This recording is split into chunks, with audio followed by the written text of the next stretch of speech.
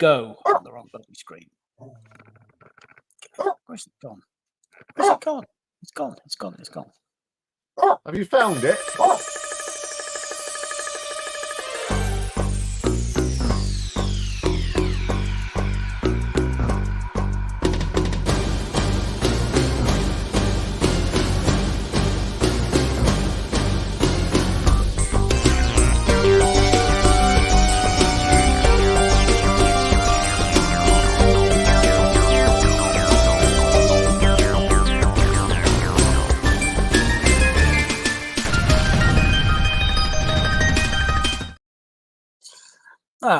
That was a bit of a bloody panic. The whole StreamYard tab disappeared. Oh, God. I had to refresh the whole thing. Weird. Well, anyway, sorry, folks. Hey then. Can't get it right everywhere. Anyway, hello. Hope everybody's well. No, it's bloody cold. It's snowing. It's not here. It's just rainy. Well, any news this week? I went to the pub last night and watched a blues band. There is a little clip of the band doing Layla. If you want to go and have a look. Is that what it was? Right. Yeah. It was Layla, yeah. Locker. I'll be facetious. Yeah. First thing is up. There's the lyrics of the day. And anyone that's coming up tonight, before you when you come in, the first thing you need to do is go and read a little message in private chat. Rocky has spoken. Yes. Well, just go. He's had a bark. Yes.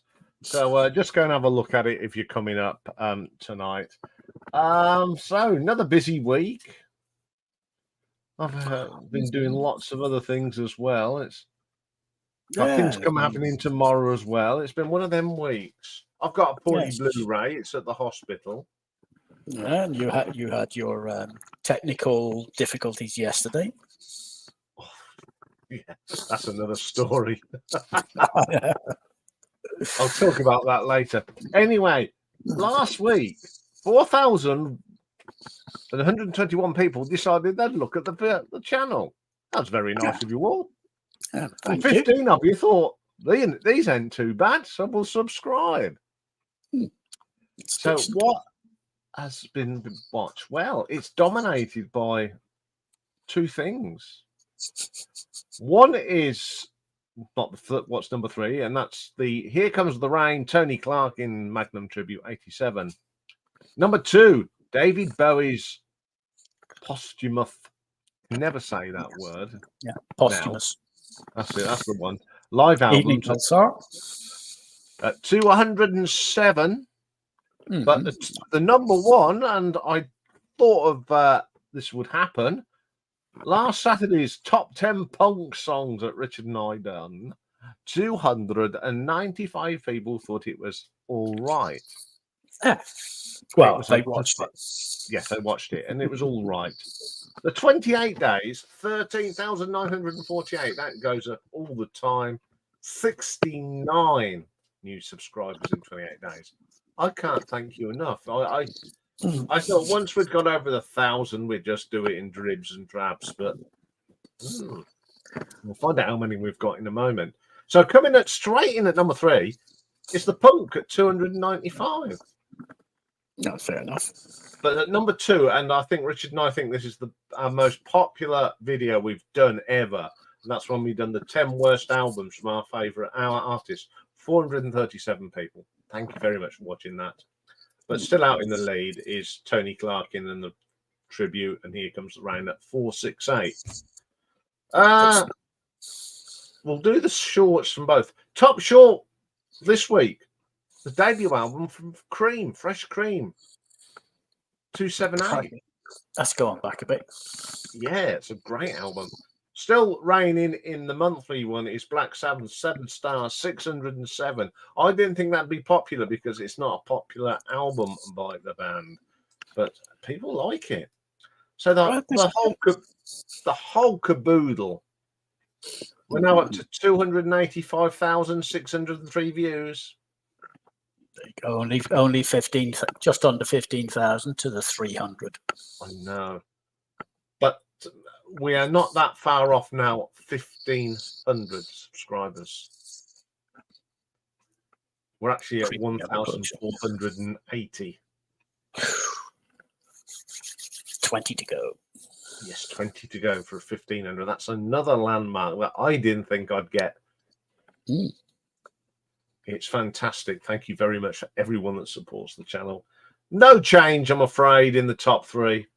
Riggs's artwork is still at number 3 with 4,027. Slade keep picking up people every week. It now stands at 457.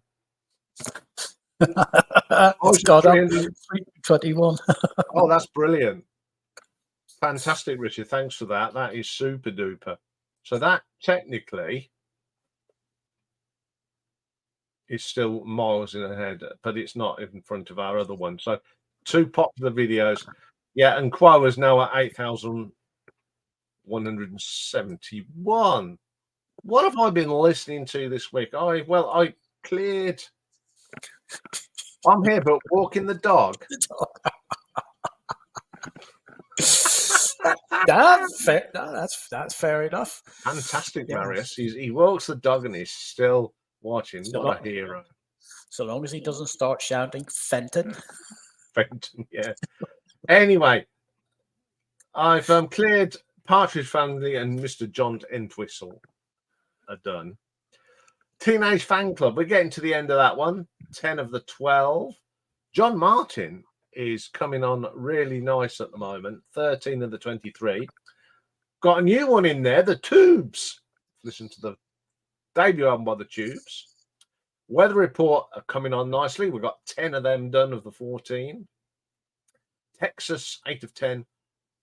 A new one crept in, and it's a prog band, and it's Caravan. I this afternoon listened to the debut album of Caravan, and I hadn't heard it for ages, and it is fantastic. Star One of 4. Gordon Lightfoot's been put out, but we haven't started that. Nor have we started the Manavishu Orchestra, but we have listened to Split Ends, their debut album, which I think is a brilliant album. And Jonathan Wilson, producer, musical folk man. I haven't listened to any of them. So that's what I have been listening to. The other news this week. Teenage Fan Club. Is it 11 or is it 12? 12, because there's a new album. Right, okay. Yes. Yeah, other news this week. Rocky is going for a haircut on Tuesday. Talk about on cue. That was brilliant, Rocky. Do it again. Yes, that means he wants to go somewhere. So I'm going to hand over to Dave for matches and datches. Right. Because I know what he wants. He's just. Oh, has he not had it yet?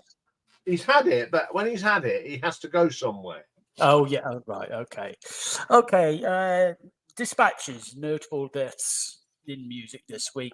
We've got an honorary mention because Iain keeps putting up Dad's Army. And sadly, the other day, we lost Ian Lavender. Dad's Army, EastEnders, and if you ever heard it, a lovely radio show, Parsley Sidings. But anyway, musical. 2nd of February, we had 5 people passed. We had Steve Brown, a British composer, lyricist, and record producer. Wilhelmina Fernandez, an American soprano. Wayne Kramer, an American guitarist with MC5. He was also a songwriter. Honor McKellar, she was a New Zealand operatic mezzo-soprano. And Marcelo Izurieta, he's an Argentine singer, guitarist, and composer.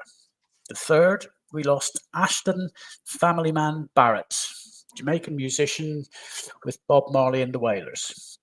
The 4th, we lost Melvin Way, an American folk artist. The 5th, we lost Rika Hakola, a Finnish opera singer, and Toby Keith, an American country singer and songwriter. The 6th, Donald Kinsey passed away. He was an American guitarist and singer. He played in the Kinsey Report, and he also played in the Wailers band. which formed after Bob Marley passed. The 7th of February, we lost Henry Famborough, an American Hall of Fame singer. He was one of the singers in The Spinners. That's going back a bit. And this one, and this one tickled Iain's fancy for a reason. A gentleman by the name of Mojo Nixon. He was an American musician and actor, but he had a single, he had a song. And we both had to laugh at this. Its brilliant title is Debbie Gibson is Pregnant with My Two-Headed Love Child.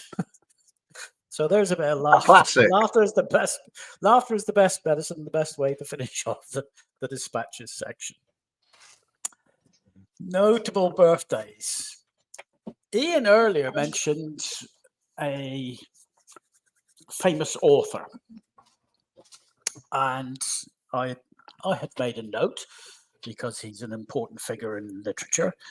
But there was also a Russian was born on this day in 1834, and he's Dmitry Mendeleev. He was a Russian chemist, and he's the guy who devised the periodic table that we all used to have to learn at school. So that's an honourable mention for today. Musically, okay, youngest to oldest as usual. 30 today is Nicole, better known as Nikki Janowski, a Canadian jazz pop singer. 38 today is Anderson Paak, born Brandon Park Anderson. He's an American singer, songwriter, and rapper. 39 today is Jeremy Davis, American rock bassist and songwriter with the group Paramore. 43 today is Miriam. Now, that's her stage name, but she was born Miriam Montemayor Cruz, a Mexican Latin pop singer. 44 today is Cameron Thane Munsey, an Australian lead guitarist and vocalist with the band Jet. 45 today is Josh Keaton. He's an American actor and singer with the band No Authority. And 47 today, he goes by the name Phoenix, but he was born Dave Farrell. He's an American rock bass player with Linkin Park. Now, 50 today, and Iain didn't get this one. Guy Manuel de Homem Cristo. He's a French musician, singer-songwriter, and producer. And you'll never see his face, or not whenever he was part of the band, because he was one half of Daft Punk. 52 today is Ted Yoder. Now, he's an American Yoderizing musician. Basically, what it means, basically, he plays the hammered dulcimer and makes the hammered dulcimer. Ancient instrument, but there you go. Hammer toad, he does. Yeah. Oh, go. Oh, no. Sorry. I'll just let you be, shall I? 53 today is Will Turpin. He's an American musician with the group Collective Soul, and he's a producer with Gooey Music. 56 today is Claudette Pace. She was a Maltese pop singer. She sang in the Eurovision Song Contest for Malta. They placed 8th. She sang the song Desire, and then she entered politics. And she actually had to get permission whenever she was running for office to actually go and play and sing at the Eurovision Song Contest. Currently, she is Speaker of the Maltese House of Parliament. 61 today is Joshua Caddison. He's an American pop rock singer, songwriter, and piano player. And yes, 63 today is Vince Neil, Motley Crue's rock singer. 63. Well done to him. I'm sorry, every time I hear Vince Neil, all I can think of is girls, girls, girls. Girls, yeah. 68 today is Dave Miros, and he's an American prog rock bassist with a band who are on the laundry list, and they're not too far away from being picked out, I'm sure. Spock's Beard. So somebody's going to be happy. 71 today is Irvine Arditi. He's a British violinist and he's the founder and leader of the Arditi Quartet. 72 today is Hans van der Lubbe. He's a Dutch rock bassist and singer with the band Die Dijk. Yes, I did say that. 74 today is Michael Goodrow. He's an American rock bassist with the band The Motels. 78 today is Adolfo Fito de la Parra. He's a Mexican blues rock drummer with Canned Heat. Also 78 is Paul Wheatbread. He's an American musician. He played with Gary Puckett and the Union Gap. 81 today, he was born William Schneider.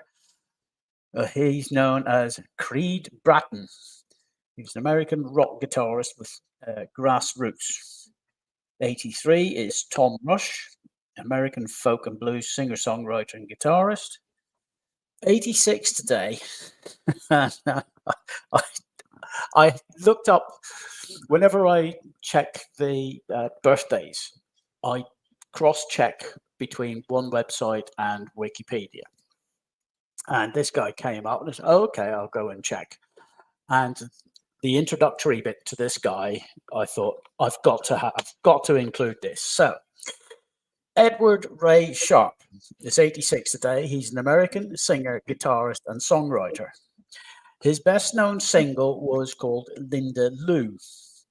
But Sharp, this is the bit that tickled my fancy. Sharp was described by one record producer as, quote, the greatest white-sounding black dude ever, unquote, which I thought was absolutely brilliant. 91 today is Ellie Ameling. She's a Dutch soprano and granddad today and master of music that we all love. Most times if you go to the cinema, you'll hear his music. 92 today is John Williams. Jaws, Star Wars, Harry Potter, Potty, Indiana Jones, E.T. That's all his stuff. So there's your hatches. We've got one marriage and one divorce today. In 1980, Angie Bowie divorced David after just 10 years of marriage. And in 1985, Martin Scorsese married the producer Barbara DeFina. She was his fourth wife, and they got divorced 6 years later. So there's your hatches, matches, and dispatches. Our talking point, if I remember correctly, is 1978. Yeah. So I'm going to start with something, and I'm actually going to end with something, but they're linked rather conveniently. So 1978, January the 5th, was the start of the Sex Pistols' final tour. It started in Atlanta, Georgia. And then on January the 14th, they played what turned out to be their final concert at the Winterland Ballroom in San Francisco. And then they broke up 3 days later on the 17th. So we'll come back to that location later. January the 8th, how many of us remember All Creatures Great and Small with Robert Hardy and Christopher Timothy on BBC TV? Based on there's a rerun at the moment. They've redone it. I don't think it was as good, but that's personal. Yeah, well, some of it, it's you're so used to those characters. It's difficult to see them being done by somebody else. I enjoyed them actually, but anyway, January the 23rd. I was quite surprised by this. Sweden became the first nation in the world to ban aerosol sprays due to their harmful effect on the Earth's ozone layer. We're still doing it. But there they were. What's that? 78, 2, 3, 45 years ago. February the 11th, China lifted a ban. They had up until that day, they had banned the works of Aristotle, William Shakespeare, and Charles Dickens. How dare you? March the 1st. This was Weird. Charlie Chaplin's coffin and the remains were stolen from a Swiss cemetery in an extortion plot. How weird can you get? They didn't get any money. They got caught. March the 8th. And I'm surprised Iain doesn't. I know Ian's got some of them somewhere, but he doesn't have the whole set. The first ever radio episode of The Hitchhiker's Guide to the Galaxy was transmitted on BBC Radio 4. March the 16th, and a lot of us Brits will remember this one, the Moco Cadiz spilled 223,000 tons of crude oil off the French coast. But on the same day, the Italian Prime Minister, Aldo Moro, was kidnapped, and we know what happened to him. He was found dead a few days later. Mafia. Yeah. They reckon they're not 100% certain, but yeah. Yes, Mike. Yes, it was. Yeah, everyone's been saying stupid boy. March the 22nd, 1978, the Ruttles. Their mockumentary, All You Need Is Cash. It debuted on NBC TV, not to an overly receptive audience, but was extremely well received 5 days later on BBC Two. Well, it was the Beatles, and they get a little bit precious, didn't they? Yeah. April 22nd, the 23rd Eurovision Song Contest was held in Paris. And that year, it was won by Izar Cohen and the Alpha Beta, singing Abana Nibi. The 1st of May, a Japanese explorer, well, I call him an explorer, Naomi Uemura, he became the first person to reach the North Pole overland, alone, unaided, totally solo. He went on to climb Everest solo, and he did something else. He then went on to attempt a climb on another mountain and was lost and hasn't been seen since. Unfortunate, but anyway. June the 25th, and Iain almost got this right. World Cup final held in Buenos Aires. Argentina beat the Netherlands 3-1 after extra time. Mario Kempis scored 2 of them. July the 21st, and this is rather fun because this week's Battle Royale has been Sgt Pepper. And the film, Sgt Pepper's Lonely Hearts Club Band, which starred the Bee Gees, based on the Beatles album, the film premiered in New York. Now, 1978 is also known as the year of the 3 popes. So on August the 6th, Pope Paul VI died. He was succeeded by Pope John Paul I on August the 26th. And he died a month later on September the 28th and was succeeded by Pope John Paul II on August the 16th. October the 10th, famous British pop music magazine Smash Hits had its first publication. November the 28th, Atlantic Record released an album. And it was a debut album. It was called Briefcase Full of Blues. If you haven't worked it out, it was by the Blues Brothers, namely Dan Aykroyd and John Belushi. The album went on to top the charts and became the best-selling blues record of all time at that time. December the 22nd, Kenny Jones replaced Keith Moon as The Who's drummer. And coming full circle, back at January, we mentioned the Winterland Ballroom. December the 31st, the Winterland Ballroom in San Francisco closed after 556 concerts. The final concert was the Grateful Dead with New Riders of the Purple Sage and the Blues Brothers, who we've just mentioned. The program lasted for over 8 hours, which is a hell of a concert.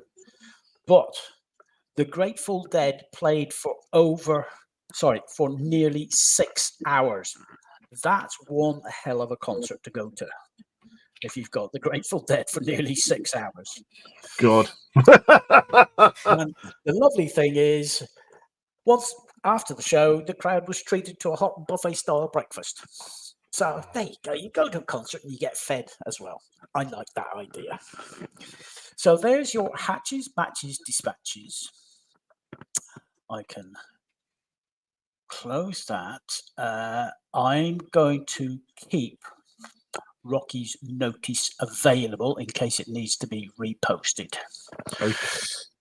So, what have I missed?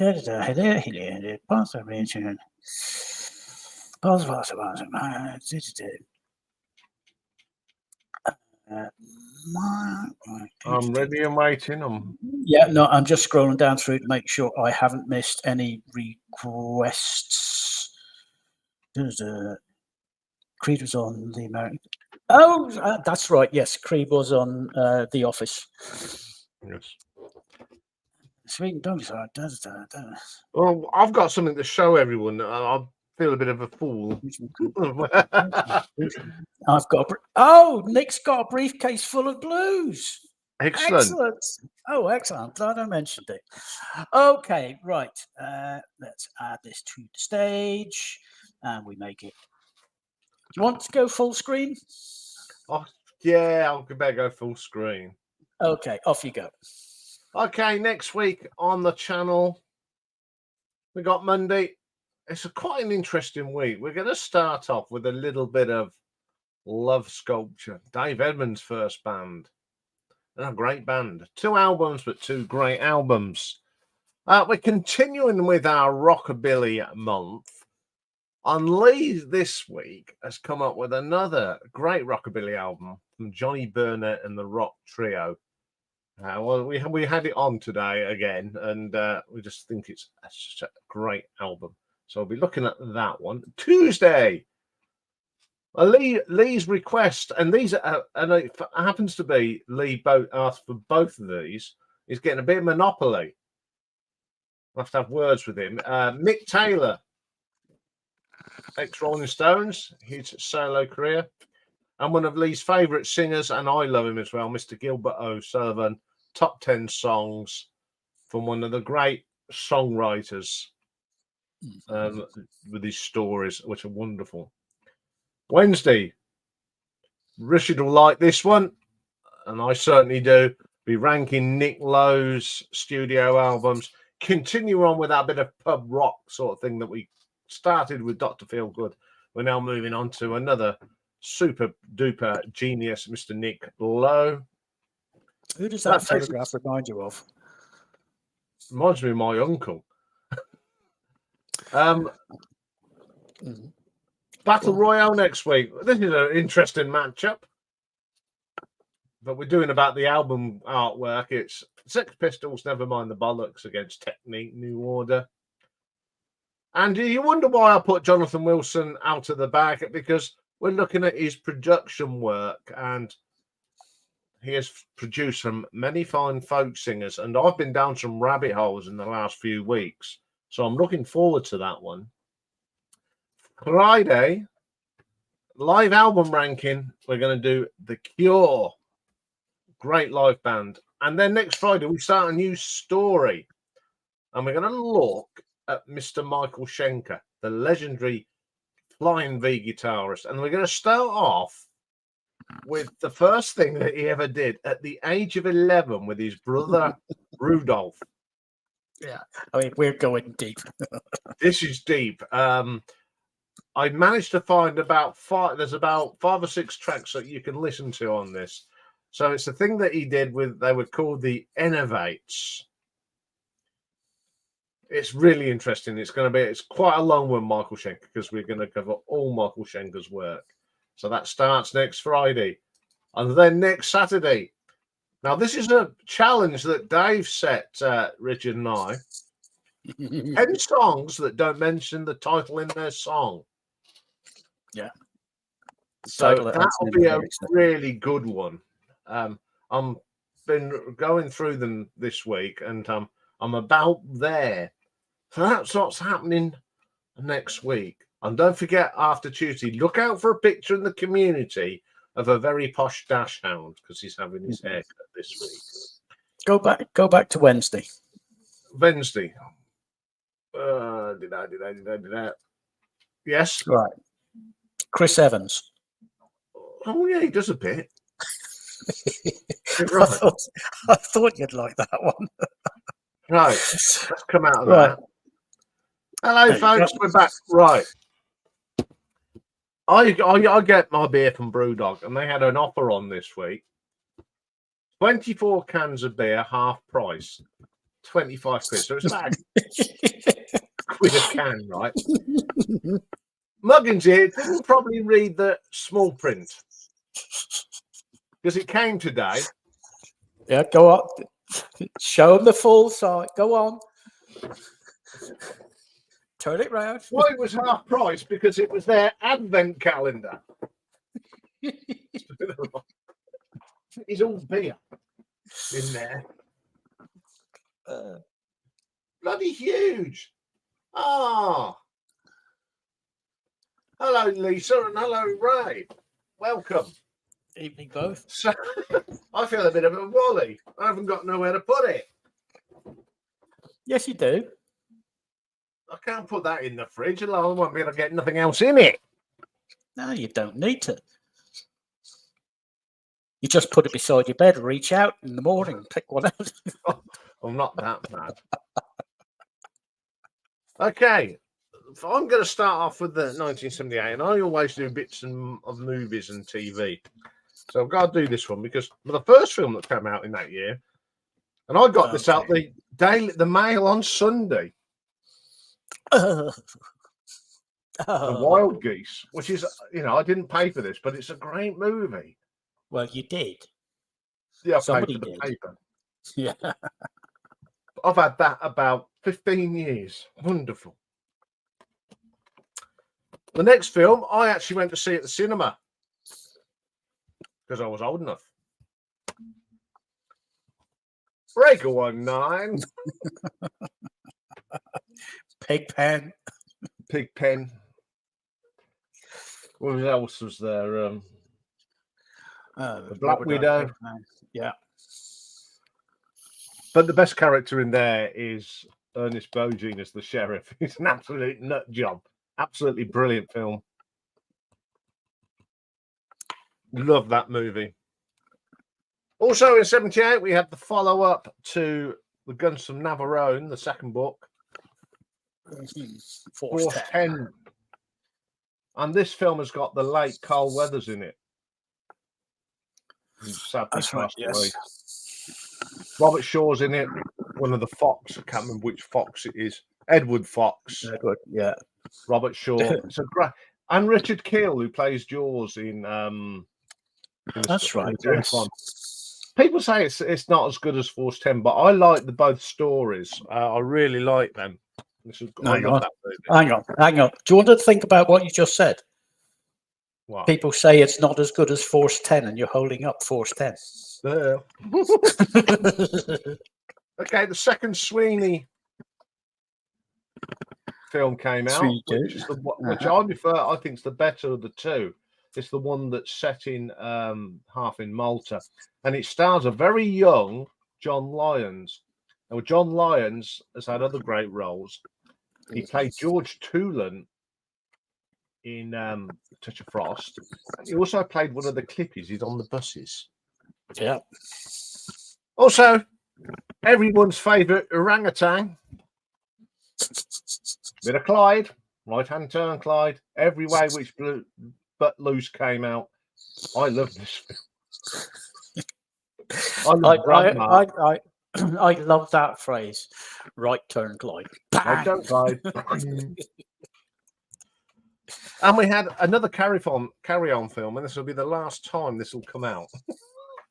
Because Carry On Emmanuel came out, which was the last film up until Carry On Columbus. So that came out. Oh, that's right. Yes, I'd forgotten. It was that long hiatus. Yes. And we had another film from Mr. Clouseau. We had The Revenge of Pink Panther. That's the one. The fireworks go off in San Francisco. Wonderful stuff. A film had a network premiere in 1978. Yes, and I fudged around until we got there. Yes, Her Majesty's Secret Service. I try not to think about that movie. Yeah. And I mean, love the plot, hate the actors. Yes. Also, we talked about last week the last Porridge was in 1977, but in 1978 we had God gives that Going Straight. Started, and it was only around for one series. Very, very funny. And we also, well, I've already mentioned it tonight, but the Sweeney film. And in 78, the very last Sweeney appeared on British television. The last series 4. And that's the one that wasn't as the best series, and it's the one that Morecambe and Wise appeared in as well. Yes. And that was quite fun. So, there we go. That's some filmy bits from 19. Right. You're going to leave the musicy bits till later? Yes, I don't like going first because I know. Let's see. We're past the half-hour mark, so yes, it's time to find out who's the first album into the quarterfinals. Well, it's actually the highest vote that we've had. A total of 97 votes have been cast. The live stream was 30 votes to 9. And the community vote was 39 to 19, giving an overall total of 69 votes to 28 in favor of, drumroll, Sgt Pepper's Lonely Hearts Club Band. So well done, Simon. You're the first person into the quarterfinals. We're getting to the nitty-gritty.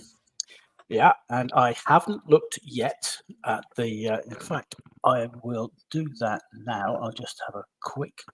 When I last looked, it was pretty close. No, I'm looking at the nice. Oh, adverts go away.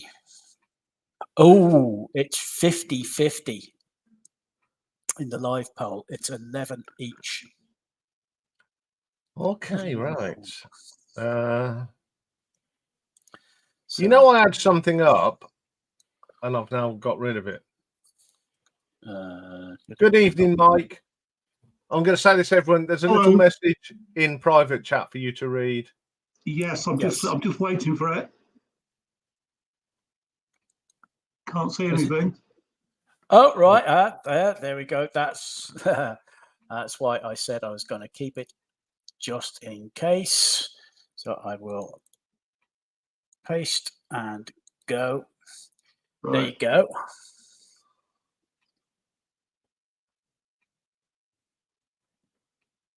Okay, yeah, got that. Yeah. Makes sense, doesn't it? Makes sense. Yeah. Anyway, Mike, have you had a good week? Oh, I like your video, your response video. It's pretty good. Some interesting stuff there. Well, the vinyl martini one. Yeah. Yeah. Well, why not? Yeah. I mean, he's a fantastic guy, isn't he? Yeah, it's great how to encourage the. You know, I still consider myself a small channel. Well, yeah. I've just noticed how you're describing yourself today, Ian. What? The Princeps in Rancor. Yeah. So what's that? Number one, presumably. Dave, you understand languages. No, I'm not. No, I'm not going to let you off the hook on this one. You've got to explain why you chose that particular phrase. Princeps in Rancor. I just thought it was nice. It's Latin, basically. Yes, yeah. I mean, isn't it something to do with the Roman Empire? Yes. Yeah. Yeah. Basically, he's the chief ranker. which, Yes. if not said carefully, could come across wrong. I've always seen you as that. Yeah. Yes. I'm just putting something else up now. The where am I caption? Oh yes, And it's quite apt this week as well, because he celebrates his birthday today, heavenly birthday. Let's find it.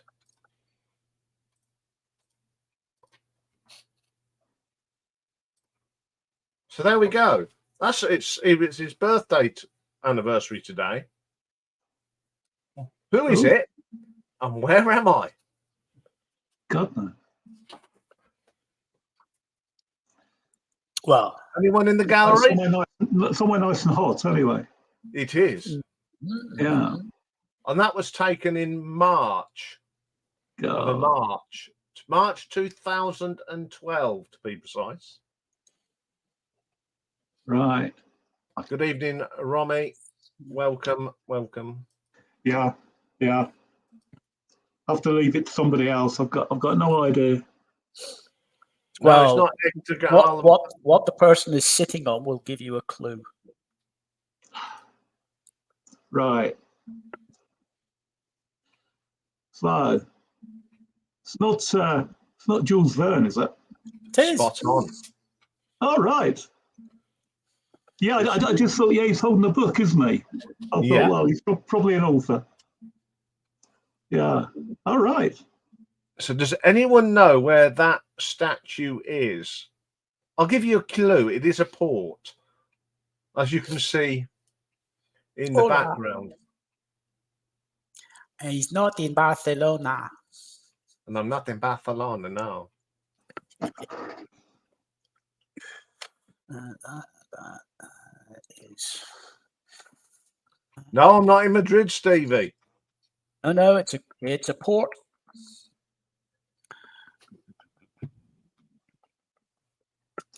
I'll give another clue.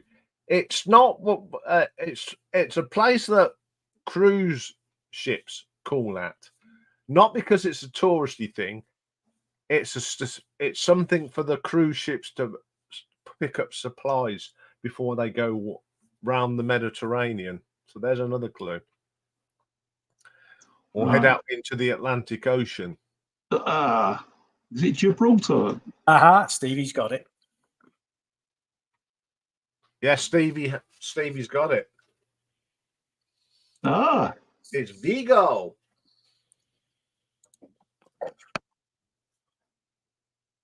Yes, Vigo. There's not much there apart from that statue. And lots of boats. Let's get rid of that now. And one day I will get everybody. Anyway, went out to watch a band last night. Yeah. They were called One Foot in the Groove. Now, their regular drummer did a Tony Iommi and cut the end of his finger off. Oh, So, oh no! Literally that afternoon, so they had to pull another drummer in, and he was fantastic. They're a bluesy band, but they did Layla. They did some Jeff Healey numbers. They did some. They did Gary Moore. They did Don't Believe a Word, and they did it the slow start and built it up. They were a great band, and considering the drummer, it was unrehearsed for him. He did a fantastic job. But we did find out that he's got a drum school. all right. So that does help, doesn't it? Anyway, have you got snow up your end, Mike? Yep. Yeah. I mean, it was been snowing all day, but now it's kind of just changed to very, very cold rain at the moment. Yeah, we've had rain all day. Yeah. So his nibs has refused to go for a walk. Don't blame him.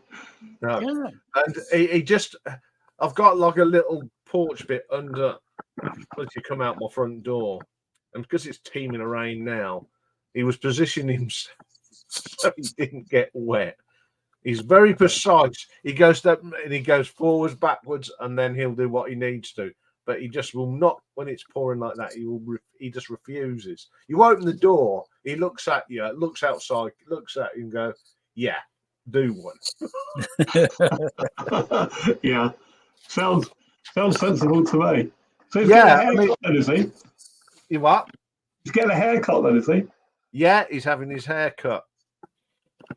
Yeah, He's going out for a day with his mum, and mum's taking him for an haircut. Which the thing is, every time he goes there, he gets he knows when he comes out. There's one of them pet shops that you can take dogs in, and he knows where it is. So he'll come out of there and he'll demand to go there and have a treat for being a good boy. Right, lyrics. Anyone get the lyrics yet? Afternoon, Romwell. Good evening. Hi, Ronald. Good evening, Ian, Dave, and Mike. Oh, How yeah. are we doing? All right? Everything's fine. Not that cold anymore, so it's just pretty good. Oh, good. No, that means in about a week's time it'll warm up here. Hooray! Yeah. It does. It takes about a week for the weather to cross the Atlantic. Okay, yeah. No, we had like positive 4 degrees C. Gorgeous weather, no clouds, nothing. It's pretty cool. Excellent. Yeah. Yeah. So, has anyone want to stab at the lyrics? I think Ramon might get this. I haven't got a clue, but it sounds a bit sort of like heavy rock to me. But I've got no idea. I've got absolutely no idea. No idea either. It'll be a shock whenever you hear it. Yeah. And this song actually describes when we've got everybody in here. When the gang come up.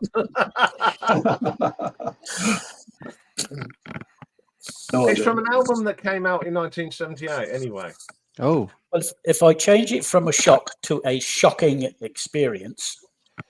So it's not an ABBA record, because no ABBA record came out in 1978. No, it's not an ABBA record. No. Yeah, it doesn't sound like ABBA, really, does it? No, Mike was on the right lines.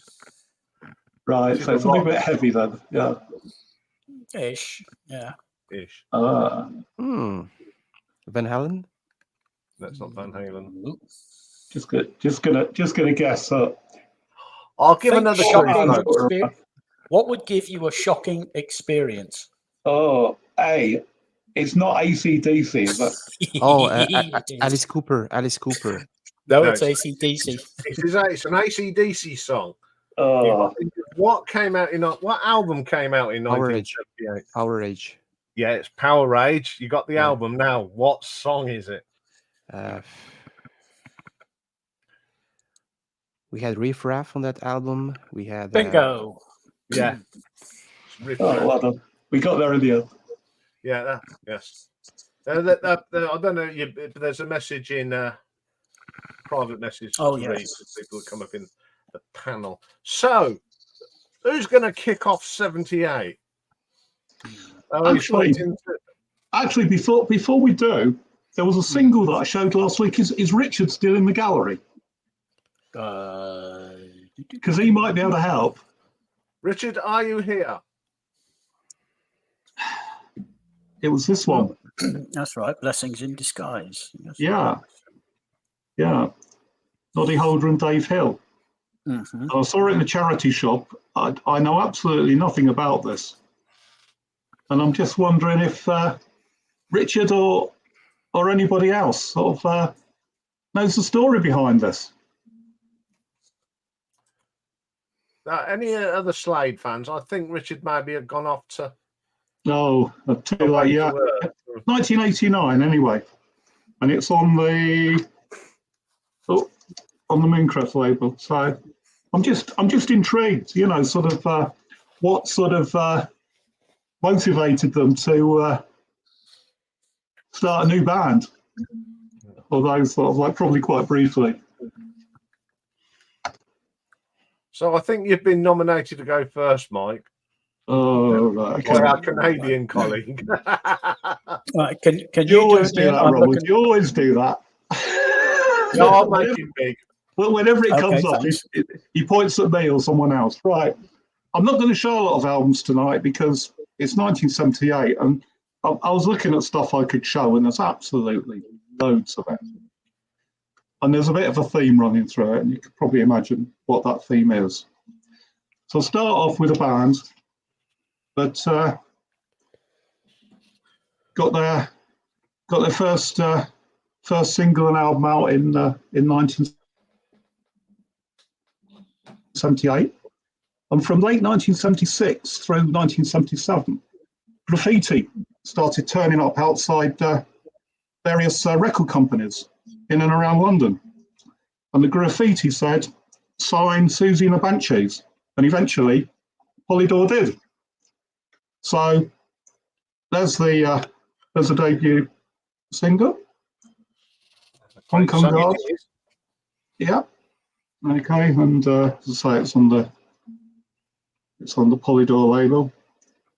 Got the silver one here, and then the only album I'm going to show is their debut album. It's great. Yeah, so we had to wait until 1978. I mean, the band were formed in 1976, but it took a while. Took a while for the record companies to catch on, and just sort of realised how many Beatles covers Susie and the Banshees have done over the years, because we got Helter Skelter on this one. It's a good version as well. It is. In fact, I like it better than the Beatles one. But you got Metal Postcard on Mittergeisen, and I'm sure. I mean, Richard was talking about that, wasn't he, last Saturday? Because he likes the track on the other side, and so do I, which is "Love in a Void." I think it's one of their best, but it wasn't an album track. Right, so that's all the albums, just the one. So I'll just go through these quickly. I mean, there's so much brilliant stuff in 1978. You know, punk and new wave were just sort of really getting into their stride. So there you go. The Great Sham 69, Angels with Dirty Faces. Excellent track. And again, that's on the Polydor label.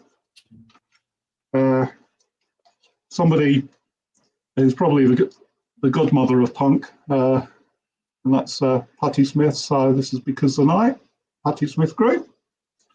And that's on the Arista label. Then a band that Iain, you and Richard were mentioning at the weekend, and that's the Great Stiff Little Fingers. And this is Alternative Ulster. And I love that cover. That is good, and it's another, as we called it, in your face song. It is, and that photograph was taken by a photojournalist, and it appeared in the Daily Express, and apparently the pillar that the lad's sitting on was actually taller than that, but they cropped it so that they bring the lad and the soldier sort of closer together for sort of more effect. Do you know they're going on tour with the Damned? I think they are. I think they are. So there you go. B side of this is 78 RPM, which was going to be the A side apparently. It's a good song though. Yeah, great stuff. Bit of Stranglers. This is at the same time as the black and white album. Looks very much like the album cover, doesn't it? But you got them accompanying George Melly, a track called Old Codger. Yeah. And what else we got on here? There's Walk On By, which is, I think, again, is a lovely cover. And then Tank, which is on the album. the song which apparently was, one of John Peel's favourites. I think he described it as a perfect pop song. Another Northern Ireland band, Undertones. Yeah. Teenage Kicks. The cover sort of folds out into a poster. You can see it's seen better days, but there you go. I think that's fantastic. And we've got the Vibrators, one of the earliest punk bands. Judy says, oh look, they were such great titles, weren't they? Yeah, that's right. I mean, you knew it was punk just from the title. Mhm. And what label's that on? Epic. There you go. And one of my favourite bands released 3 singles in '78. That's X-Ray Specs. There you go. Day the World Turned Dayglow. Green label. And you got Germ-Free Adolescence. Blue label. And then one of my favourites from them, Identity. Yeah, that where we was talking about that Saturday, weren't we? You were, weren't you? Yeah. I agree totally. It's one of the best, probably the best. There you go. And then of course the great Ian Jury and the Blockheads. Don't need to tell you what that is. That's hit me with your rhythm stick. Yeah. Nice I love the B-side. I love the B-side of this. Yeah, so do I. They ain't off in some clever, it's just a list of, a list of famous names. It's almost a quiz question, isn't it? Yes. Who's mentioned on that song.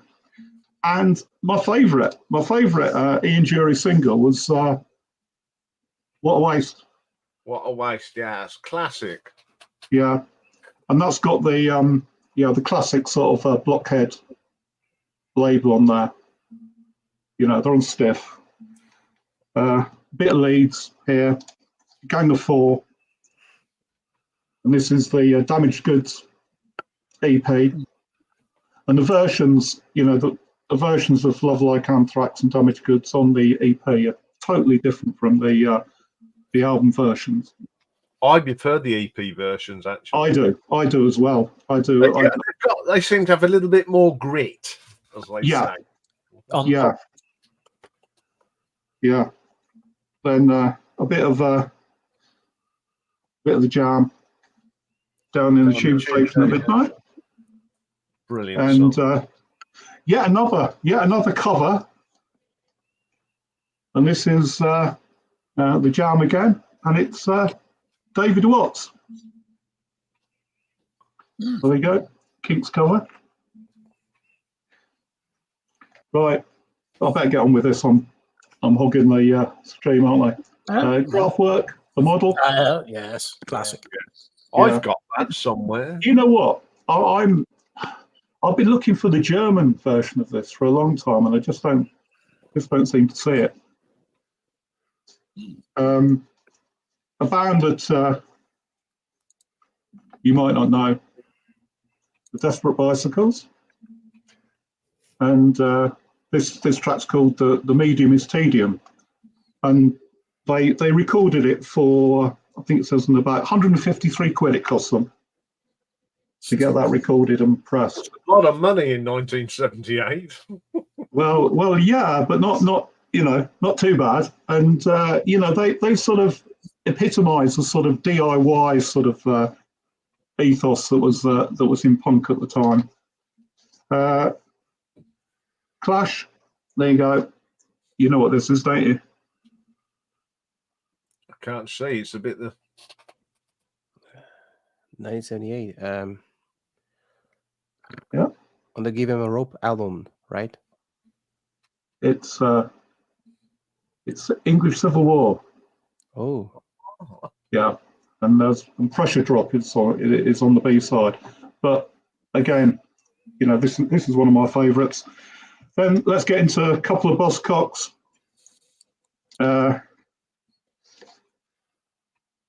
Ever Fallen in Love with Someone You Shouldn't Have. Yeah, brilliant track. Yeah, that's again. I mean, Buzzcocks are one of those bands that produced a whole string of brilliant singles, including this one as well. Promises. Is You see, B-side is Lipstick, and we've got the Boomtown Rats. She's So Modern, and this is my favourite Boomtown Rats single. I think it's on the Ensign label. Another one from them was Like Clockwork. I love that's one of my favourites. That is like Yeah. Yes, it is good, isn't it? The way it comes in, tick tock, tick tock. Yeah. Two great singles from them in '78, and then just two to go. Another EP, Tom Robinson Band from Rising Free. Great tracks. Yeah, that was. We were just spoilt for choice in them late '70s for music. I know. And as I say, I was looking at '78 and so many singles. I've probably got another 30 or 40 singles I could have shown. And again, I'm going to show this because they're one of my favourite bands. Penetration, and there you go, Firing Squad, and there's Pauline Murray and the rest of them. So yeah, and that was on the Virgin label. So yeah, mainly singles today, folks, because I think that sort of that fits in with 1978 quite nicely. So you can make me small again now. Yeah. We'll see what Ron would offer. Doing that punk thing with Richard has really, I mean, I've always liked my punk, but I've really, when you go revisiting, you really I'm really back into it. So when I come up to Leeds, you know what I'll be looking for? What? Punk. Yeah. I'm going to be on the hunt for punk. Well, yeah. There's one. Well, in fact, there's two dealers that are always there. And if you're looking for punk singles, yeah, they're the people. Punk singles because I just love. Yeah, it's a whole. Yeah, it's a whole package, isn't it, Ian? Yeah. You need the picture sleeves really. Yeah, it's just.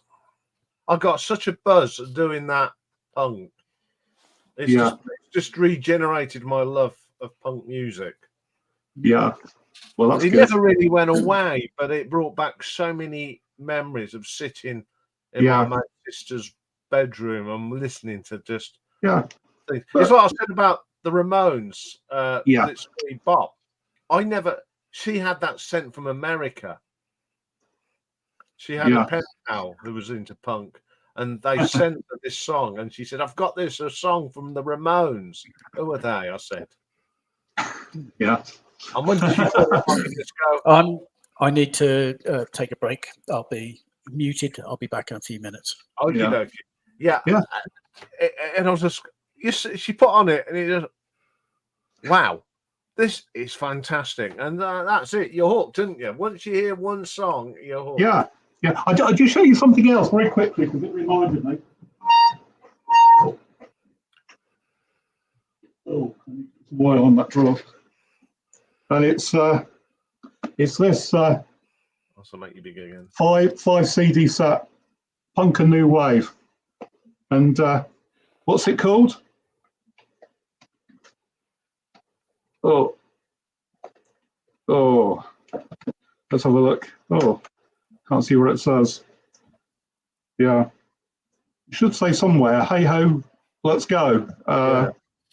Yeah, because that's what this is called. I can't see where it says it on the thing. So there you go. I brought them compilations. The one called 3 Minute Heroes and Sounds of the Suburbs.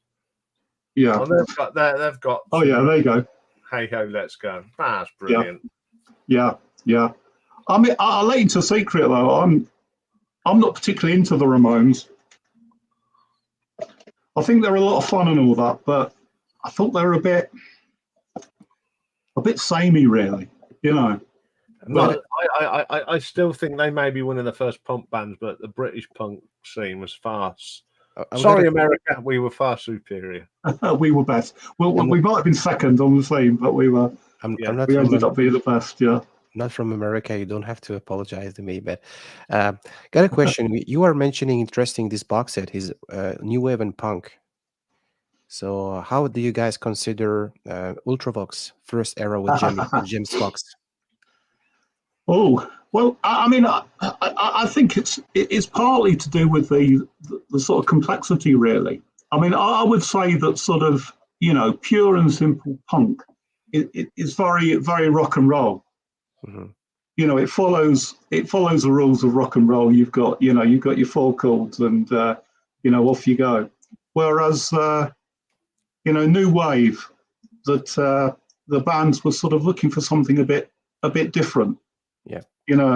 So they bring in other instruments. There'd be a lot of sort of the way the whole thing was arranged. So you start getting keyboards on there, you start getting saxophone on there, and everything was sort of a bit more expansive. Yeah. So bands like Magazine, Susie and the Banshees, and then Wire after their first album. I think the first album was very much a sort of punk album, but after that, very much new wave. Television, definitely new wave bands. I mean, sometimes it's almost sort of proggy in the sort of the way these records sound, even though it isn't. Yeah, but I mean that's what I think. But quite honestly, I don't think back in the day, I don't think anyone was thinking, I like punk, but I don't like new wave, or vice versa. It was all part of the same thing. I think with the thing with the Ultravox is because I love the first three albums of Ultravox with John Fox. They are terrific albums. When John Fox left and they brought in Mitch, you'd still got Criss Cross, Warren Cann, and they never really lost their origins. All Midge did was add to it. And I think that's why they were so successful, and the fans never went away from Ultravox because you've still got the strong guitar riffs, the drumming from Warren is just, it's always been solid. And I think that's why I like, you take 84, Dancing with My Tears in Your Eyes, it's got a strong riff. Him got a strong riff. And the track off of Vienna, Astrodome, that instrumental is just superb. It combines new wave and punk. It's got everything you want in it. And that's why I think bands like Ultravox. Yeah, I have the same feeling when I listen. They started off as a punk, and they went to new wave. Yeah. And I think that's why I made them so successful. A bit like Visage as well. They started a bit post-punk and went into more new wave. There was everyone's certain things. Yeah, exactly. I mean, a lot of the sort of bands that were really sort of more sort of pop bands.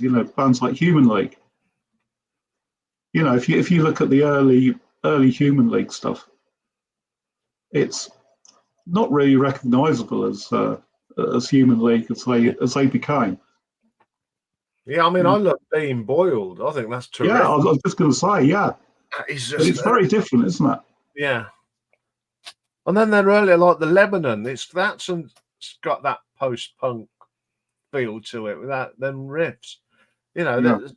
I think it was, as I said earlier, it was a great time for music. 78, 79, 80, 81. And then it started going, that's when it sort of changed even more, when the New Romantics came in. And then it went all a bit, frilly. Yeah. Style over content, really, I think. It was better to look. Well, it wasn't what you sounded like, it was what you looked like. Yes, and your hair lacquer and your frilly shirts. Yeah. Anyway, Ramon, what have you got for us for 78? I'm sure you've got some. Yeah, I just to mention, I don't have a lot of punk records. It's not because I don't like the genre. I used to listen to a lot of bands, but I wasn't really into vinyl at the time. So I downloaded on MP3 when I was 18 or 19. But I really was into Sex Pistols, The Clash. But I only don't have it on vinyl. Since when I got into vinyl, I was more focusing my digging into prog and early. And it's really hard to find. I came across some OJ from the Sex Pistols, but you cannot really pay that price they are asking for, especially if it's in good condition over here as well, and in Germany back in the day. So Yeah. But I brought a couple of albums from 1978. I'm going to start off with Wings. That was as a power trio. This is London Town, released in 1978, and I really like this album. For some reason, Mall of Kintyre is not on that one. Don't know why. It's pretty bad.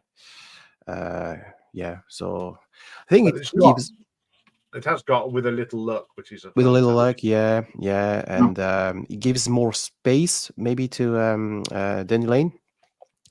Yes. I guess it's way different from Bend on a Run or Venus and Mars, and this is a copy I got of French press. I think I still have the poster, the original poster. Oh, that's cool. Oh, yeah. Well done for getting that. It's in good condition as well, isn't it? Yeah, and I found on a flea market in a small city in western part of France. Paid maybe like 18 euros something. So really cool. Oh, I love that. That's some great pictures. Yeah. When they were in Spain, or I think they were in the Caribbean once, and they had a break there, and really like the Wings. Some say, hey, I'm like the Beatles, and don't like the Wings, it's too pop. I don't agree. I don't like all the Wings album, but this one is now Genesis, a power trio as well. And it's interesting, David Atkinson just posted a video about his favorite album released in 1978, and he was talking about that one. He was quoting the beginning of the decline. Yeah, Peter Gabriel had already left. Steve Hackett has left, so guitar part are a little less interesting. So sorry for lack of words. Of course, Steve Hackett is still a great guitar player, so you can feel it's not the same band as when they had this classic. Like, it's not a bad album though. It's not a bad album, but it's not my favorite. But it's probably their last real prog album. Yeah. Canadian band. This is Rush. This is Hemisphere, and this is a great album with La Vida Strangetto. Yeah, that's my favorite. Yeah, Rush album. And I got a chance to find an OJ cup. This is a Canadian press, red vinyl, power trio. Some disco album I grew up with. This is a Boney M. This is a Night Flight to Venus. There's nothing wrong with Boney M, Rummel. There's nothing wrong with Boney M. No. This is my mother bought those records when she was a teenager, and I grew up with those records, and I really like, Sunday. Is that the one that's got Rasputin on? Yep, Rasputin, Painter Man, Rivers of Babylon, Heart of Gold. Yeah. Classic songs. Brown Girl in the Ring. So this is English over here. This is English poetry. This is Edgar Allan Poe. Brown Girl in the Ring. Anyway, they were so popular over here. Yeah, they were. Yeah, and rest in peace, Frank Farian, and producer. Disco was very huge in Germany. They had this TV show called Disco, and disco parties were very much popular in Germany back in the day. And this is Peter Gabriel. This is a second album called Two, and I got a note about that since David Atkinson, once again, he has that box set, and it got that book with a number 2 on one of these pages. This is why it's not scratch or it really annoys me. Yeah, It's like the fourth one, security. Where do they get the word security yeah, from that cover? yeah. That's So different to my label, I think. this is I'll a show later it. repress. Yeah, this is a later repress I got. Probably when you have this little piece of plastic center, it's probably mid 80s re-release French press. This one is another re-release French, no, Japanese press. This is the Jam. This is the All Mod Cons, and it's the English version. I mean, the English track listing. We had Billy Hunt on that one. I think on the American version, we have the Butterfly Collector something, which had replaced that song on the American version. Right. And I got the Jam. Yeah, I found this maybe 6 months ago, and because of Mister Let the Music Play, this is what vinyl community is all about. And Mike, you were talking about the song, the model from Kraftwerk. I don't have the single. I do have the album, the German version of the Man Machine, Die Menschmaschine, Kraftwerk or Kraftwerk, and yeah, one of my last favorite album Lovely. from Pioneer Stockhausen. Good album that is. Very good album. Yeah. Yeah. I'd love that. I'd love to get that. It's not the original. It's a 180 gram, but it sounds really cool, really good. Kraftwerk with a neon light, the Man Machine, and so on.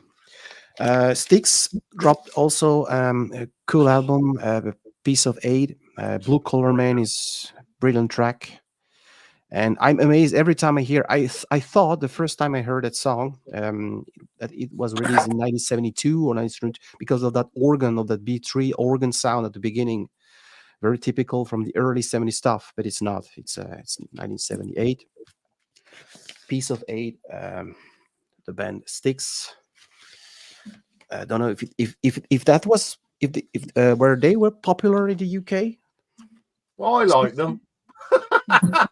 Okay, thanks for replying. They weren't big though, weren't they, Ian? They're not Yeah, at they all. were a big band. Yeah. I think up until that Dobro Arigato, Mr. Roboto, and all that nonsense, I think they were pretty. Yeah, well, Yeah. when Babe come out, or the less we talk about that song. Yeah. Kansas, American prog band. They also dropped a double live album, live concert in 1978, and I don't know. I don't consider. Yeah, they were a prog band, but it's not the same prog, obviously, as the prog band I listened band from the UK. Dust in the Wind, for instance, it has more to do with ballad kind of stuff. But I'm not really a Kansas expert. This one my father bought back in the day. Journey also dropped an album with Will in the Sky, an absolute classic. On when you listen to classic rock radio station over here, Journey is a band often played, and some killer album, Van Halen debut album. You can't beat that one. I think anything that's a band that peaked on day one.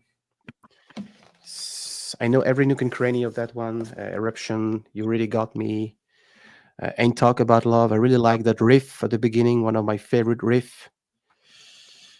Guitar riff intro. Yeah, I never think they really. After that one, that was it. Yeah, the first album is the best. I agree. Yeah, and this changed my life when I was 14. I think it blew every teenager's socks off. It really did. Yeah, it's beautiful. And last but not least, a band from Belgium I was mentioning last week. They had the Jester album in 76, 77. They released another masterpiece in 1978. This is Mechanical Moonbeams. This is, as I already mentioned, Machiavel. yes, Genesis were massive source of inspiration for these guys. They were not only copying the genre; they had this symphonic rock way to do. The singer had a voice like Freddie Mercury, and yeah, they were pretty much influenced. I think Rope Dancer is an absolutely classic. Sounds like, but probably Carpet Crawler was a massive source of inspiration when they wrote that song. After the Crop is also a fantastic track on that one.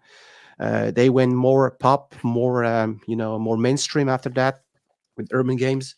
But this is an absolutely this is probably my favorite album of the band. So yeah, this I'm is going to give that a listen because after last week I listened and I just I was blown away by it. I'm going down a rabbit hole here, and I thought, well, I knew it'd be good because you said it's good. So, and I can't wait to listen to that one. If you say it's the best one. I'm not an expert. I'm a stupid French guy born in the 80s, so I'm not really expert. But I like, and I have a personal history because this guy, when they had this hiatus break, he founded a radio station, and I met him personally. And because he had this radio show on every Sunday morning, and when I was in Belgium, he said, "Hey, you can come in the studio, you can watch the live the radio show," and I got to meet him. Really nice person, and very knowledgeable about rock music. So yeah, that's fantastic. Yeah, I've been listening to them too after last week, and yeah, they're pretty good, aren't they? Yes. Yeah.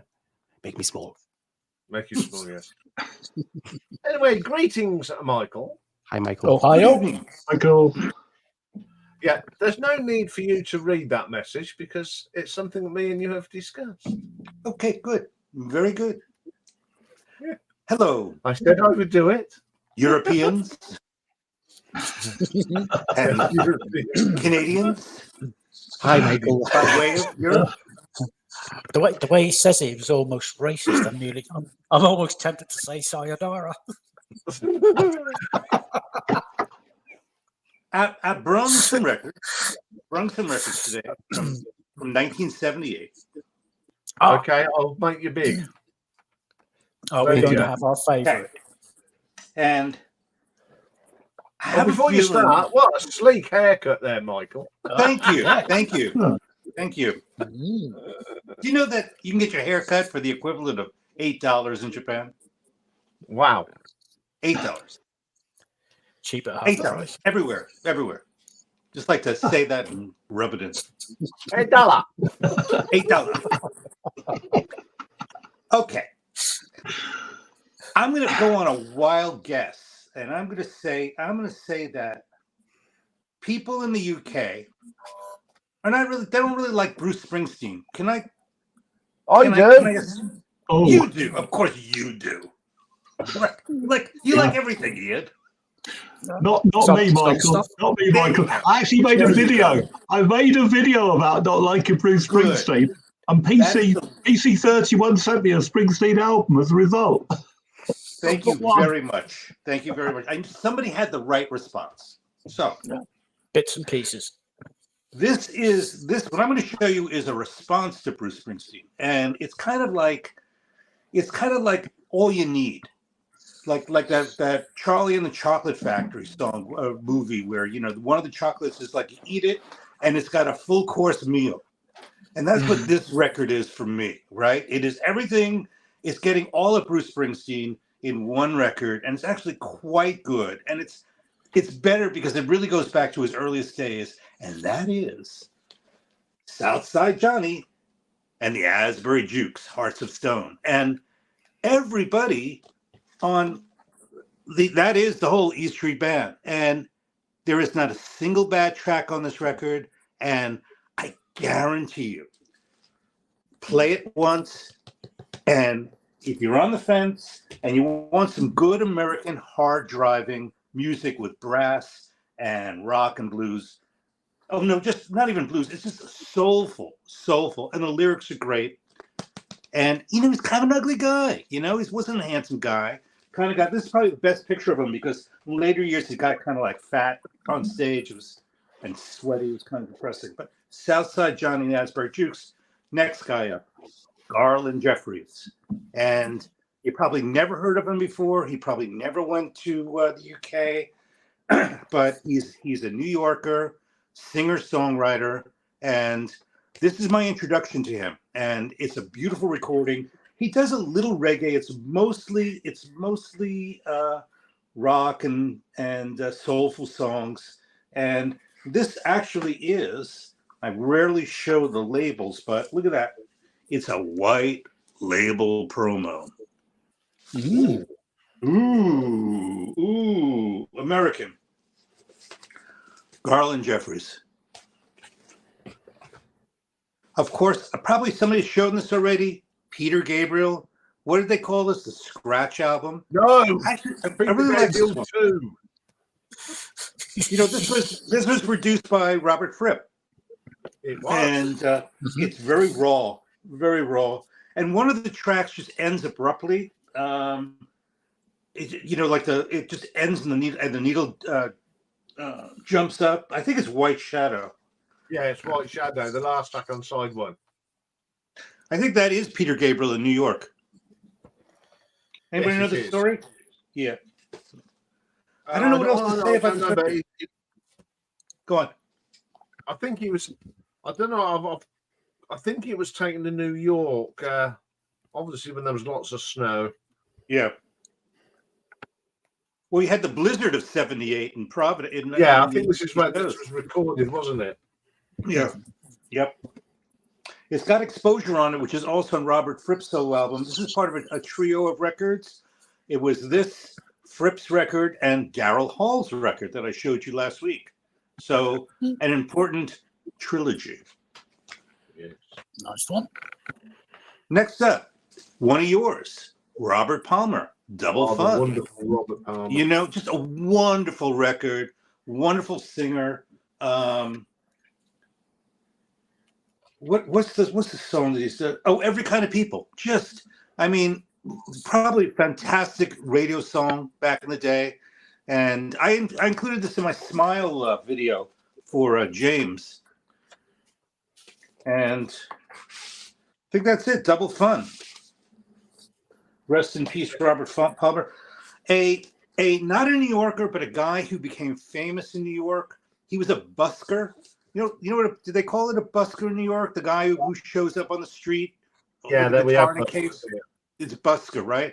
And he was from the South. Steve Forbert. This is his debut record, and he made his way to CBGB's, and he started playing there, of all places. And that's how he made names for himself in the music world. And he's had dozens of records now. Just marvelous. Wish I had more adjectives, but I just woke up 10 minutes ago. Warren Zevon, Excitable Boy, right? Is he famous in the UK? You guys like him? He is. Okay. Yeah, Werewolves of London was quite a big hit over here. Yep. And it's got this. Isn't that great? That's just a great piece of art. Isn't that great? We did that. The Americans, we did that.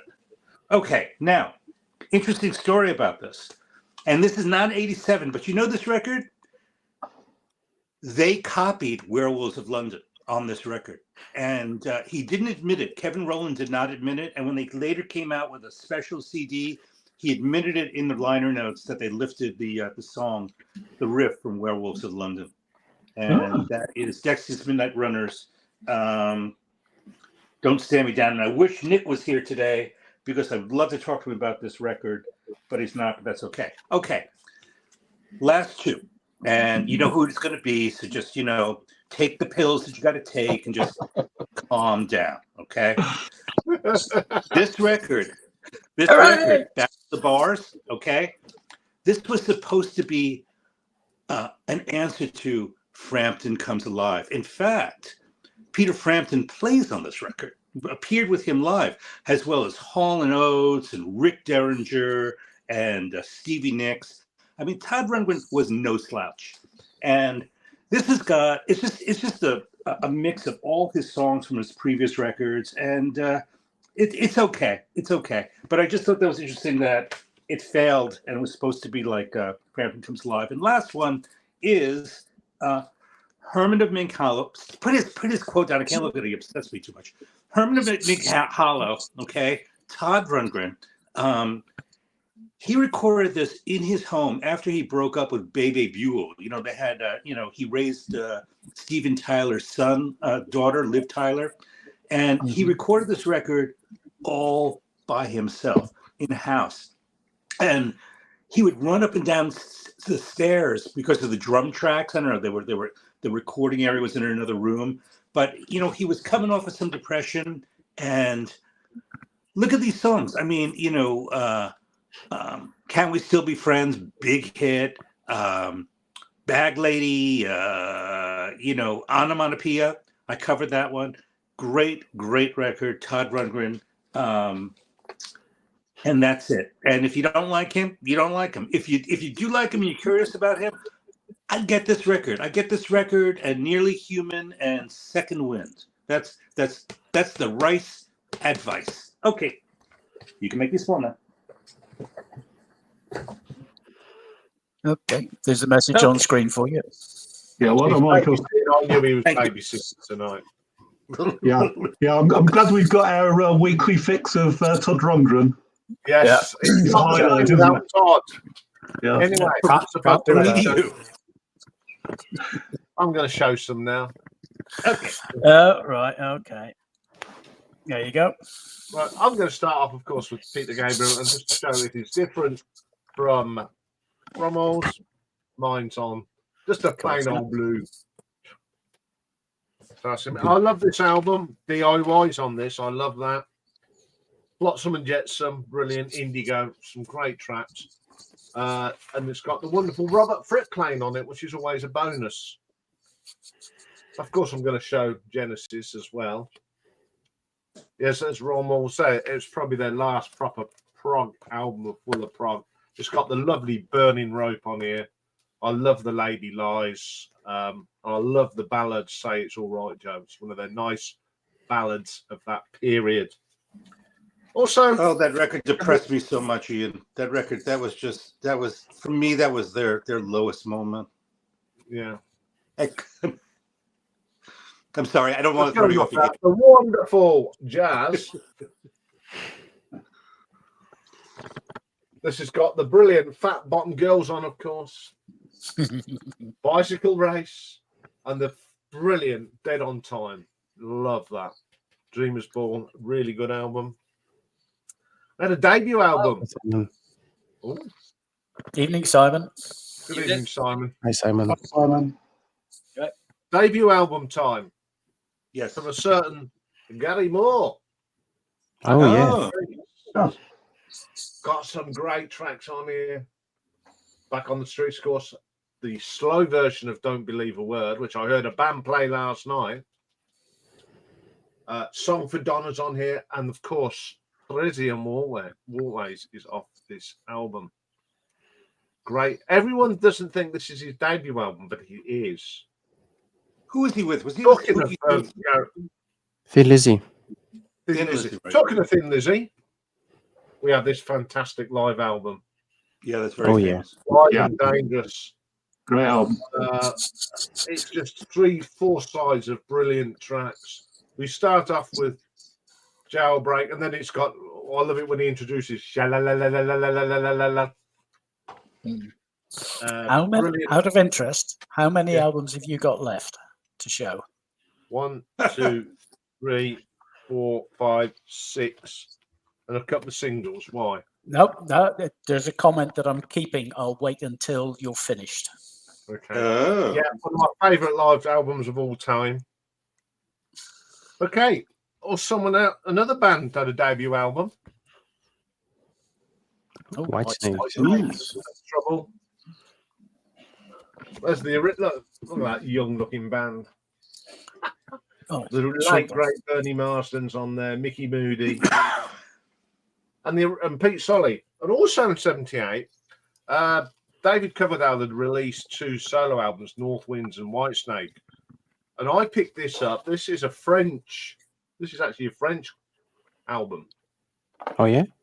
It's called Snakebite, which has got songs from both. It's got It's also got Ain't No Love in the Heart of the City on it.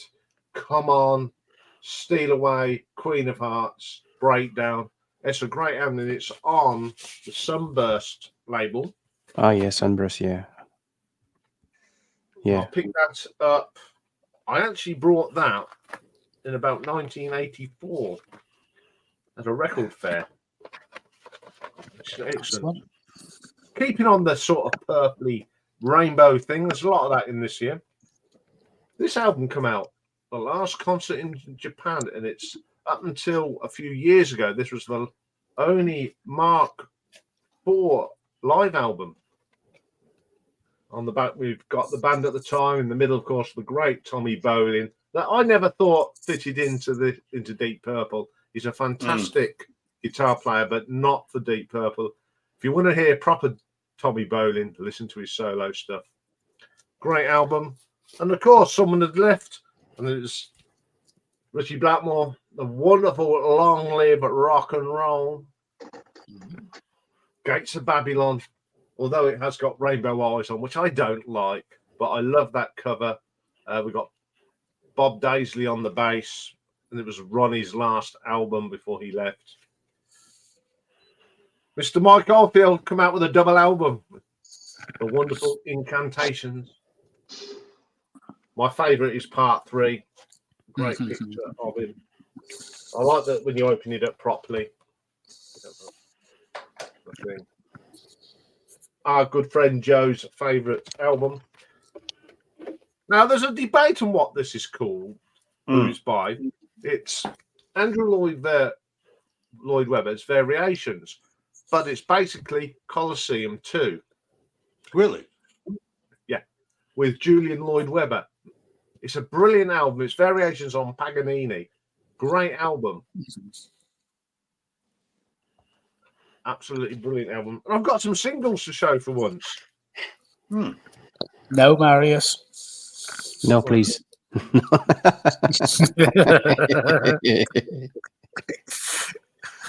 You'll see it in a bit, Ian. Yeah.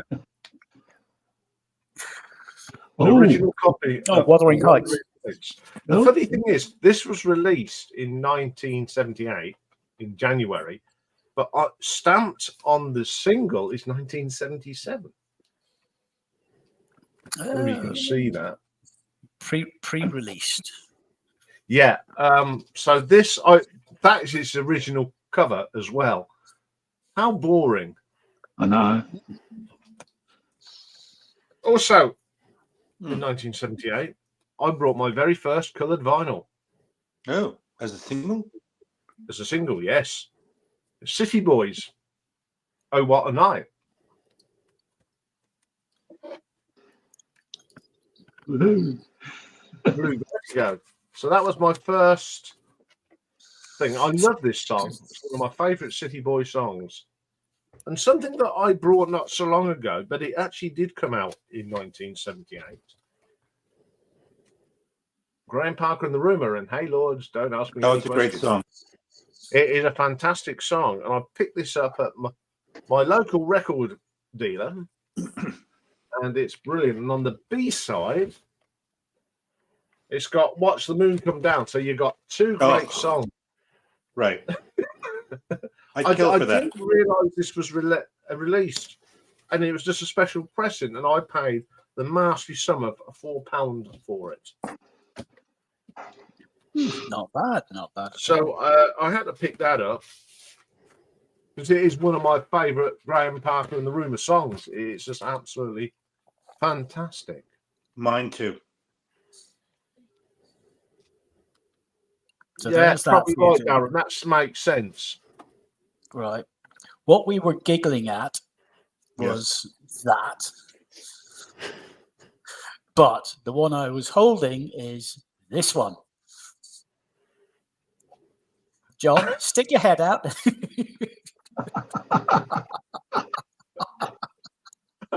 Thank you, Marius. Anyway, good evening, Simon. Oh, yeah. Good evening. Hi, Simon. How are you? How are you? I'm doing good. Good. Yeah, I'm good, thank you. Enjoying your holiday off work? I am, yeah. It's going quick. That's the Soon goes trouble. past, isn't it? Yeah. I poured while I was all out going. I poured another drink. Oh, out. you at the It's a- advent calendar again? No, I've not been at the advent calendar because it'd be warm. But it's a prog. It looks like a prog cover on a beer can. Hang on. Yeah. All right, there you go. How prog's that? Yeah, that's nice, isn't it? Yeah. Yeah, it's Robusted, combusted. That's nice. it's a coffee porter. Oh, Oh. It's lovely. Right, I'm definitely going to have to come over at some stage. Yes. And raise my beer. Raise my beer. Yes. anyway, Ian, a couple of things he showed sort of reminds me. Back in 1978, I went to see Bob Dylan at Blackbush. Yeah. Wow. Down in Hampshire, and I was up in Leeds at the time, and me and my friend, we were hitchhiking down the M1. So we get to, and the M1 used to sort of finish in Leeds at that time. So we get to the junction, and we weren't waiting too long, and then this top of the range Jag pulls up, and the guy's going all the way to London. Oh, very And nice. he was an A&R man for Harvest, and he was promoting Whitesnake at the time. Oh, lovely. Oh, Yeah, brilliant. yeah. So he was, he was giving us all the gen on, David Coverdale and why he felt the need to do something different. And then of course, when we got down to Blackbush, one of the supports was Graham Parker and the Rumour. Ah. So there you go. Nice. Yeah. Nicely. Oh, he was the opening act for Bob Dylan at the show? He was. God, I can't remember who sort of opened. There was a reggae band, I think, British reggae band. Graham Parker and the Rumour, Bob Dylan. Yeah, can't think who else, but it was a fantastic time. So for Dylan, it would have been the Street Legal album, but he did a lot of the old stuff, And I can remember when he did started up with Like a Rolling Stone. That's what the crowd really came for. Yeah. So it just reminded me of the stuff he showed. Yeah.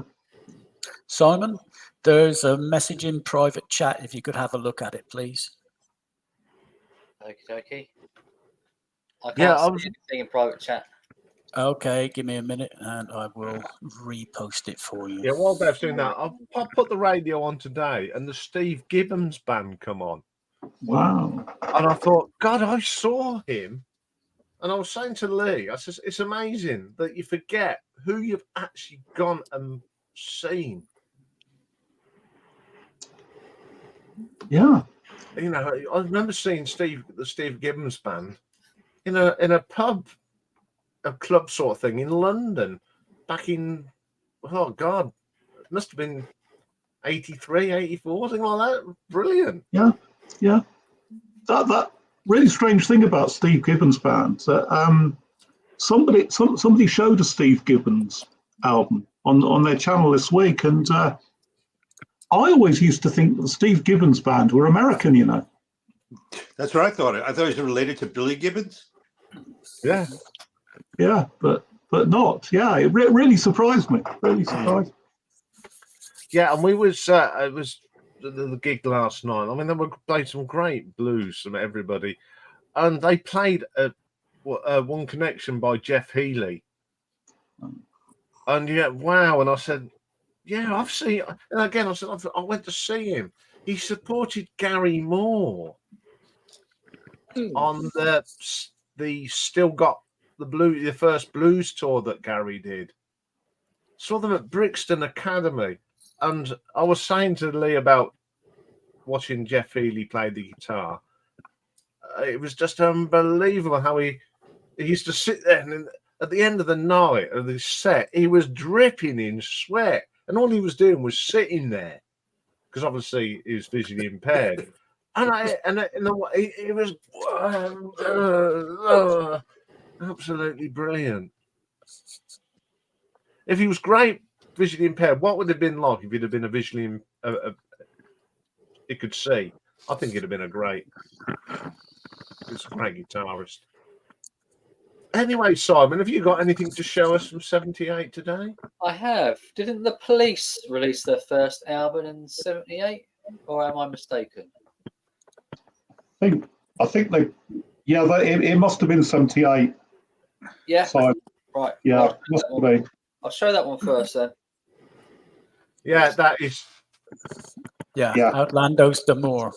Yeah, that I think that was the 7th. Yeah, it's the Yeah. one that's got Walking on the Moon on and all that, isn't it?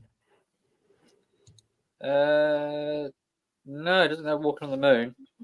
Oh. Next to You, So Lonely, Roxanne. Yeah, that is the first album. Then, yeah. Yeah, that's the first one anyway. Anyway, moving on Oh. then. We've got the usual ones on CD here. Thin Lizzy, Live and Dangerous. Of course. Killer. Rolling Stones, Some Girls. No one, I don't think, showed that one, did they? Oh, yeah, that's that's right. 78. That's a Good call. classic from theirs. Patti Smith Group, Easter. Yep. That's been shown. Something here for you, Ian. Status Quo.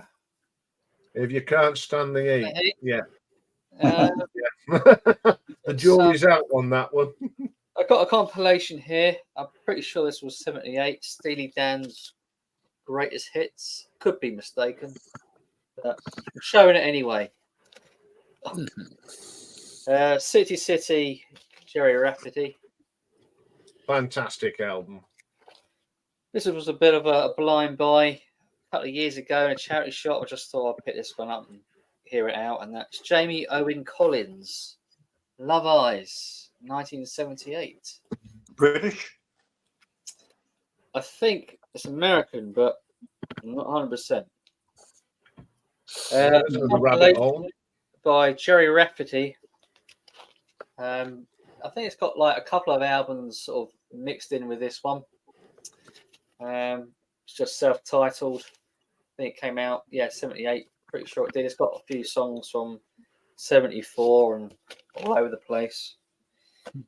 You were right. You were right about Steely Dan. It was 78. Yeah, I thought so. Power in the Dark. Todd Robinson's band. Oh, yeah. Oh yes. Anyone remember the Softies? Nice and Easy. God. Oh right. God, what a cover. Yeah. That's a blast from the past, that is. Yeah. Yeah. An obscure one. AC/DC live album. If You Want Blood, pick this up about a couple of And weeks that ago. has actually got the best version of Riff Raff on it. Yeah, I agree. Yeah, good album. Pieces of Eight. No one showed this one. Yeah. Styx has been up. Yeah. Oh, has it? Oh, big pardon. It's a good album, though. no, It's no, always worth no. seeing that. And last one here, Joe Walsh, but seriously, folks. That's a great record. At the Station. Yeah. It's just an incredible recording. Yeah, I've heard a lot of good reviews about this album. So when I saw it in my local charity shop, I thought, right, I'm having that. So Yeah, that's anyway, got Life's Been Good on it, Simon. life's been good. It has, hasn't it? Yeah, it's the last one. Yeah. Life's been good. Was that one of their hits? It was a big hit for him, and they used to play that on Eagles tours as well, because I think he was going to run for president, and he was, before they did it, he said, presenting the next president of the United States, Mr. Joe Walsh. Yeah. So anyway, that's everything. So Yeah. I'm getting better at this. So it's going into Well the, done. Nice picks. Yeah. in Some the great- years. Once Yeah. again, some great That's fine. picks. What I like, we show one or two of the classics, but we all show things different. And when I do what I think, I go through my collection and go, what won't people show? Let's find some really stuff. I mean, it's like that Variations album. Has anyone on the panel heard the album? Which one?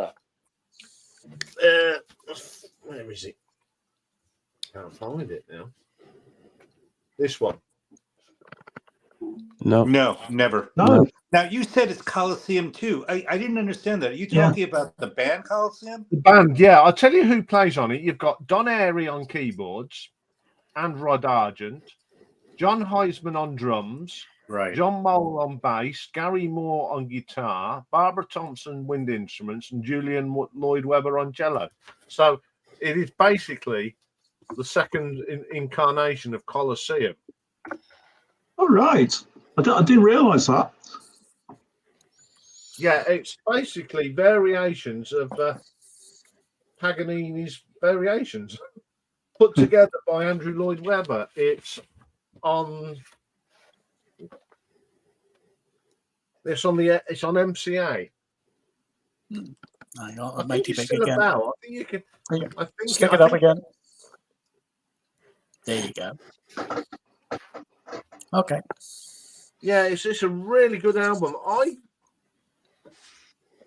It was my dad that got this, and then when I looked on the back of the cover, I just said to him, I said, "You do realise because my dad he didn't know, he wasn't into prop and that, and jazz and all that." And I said, "So that's half of Colosseum too."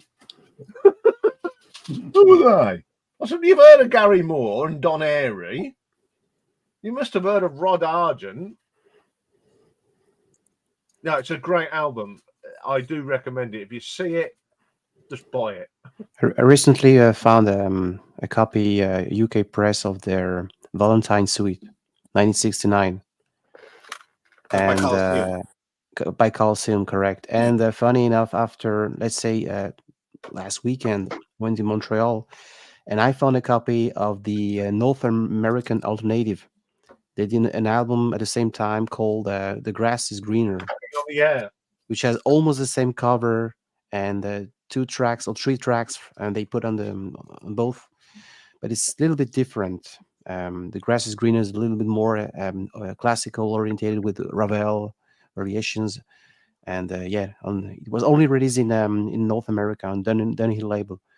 I will post a video tomorrow about Yeah, that. I mean, the only reason I'd heard that one because I downloaded it, and that's the only way you could do it. I could do it is get a download of it, but it is great.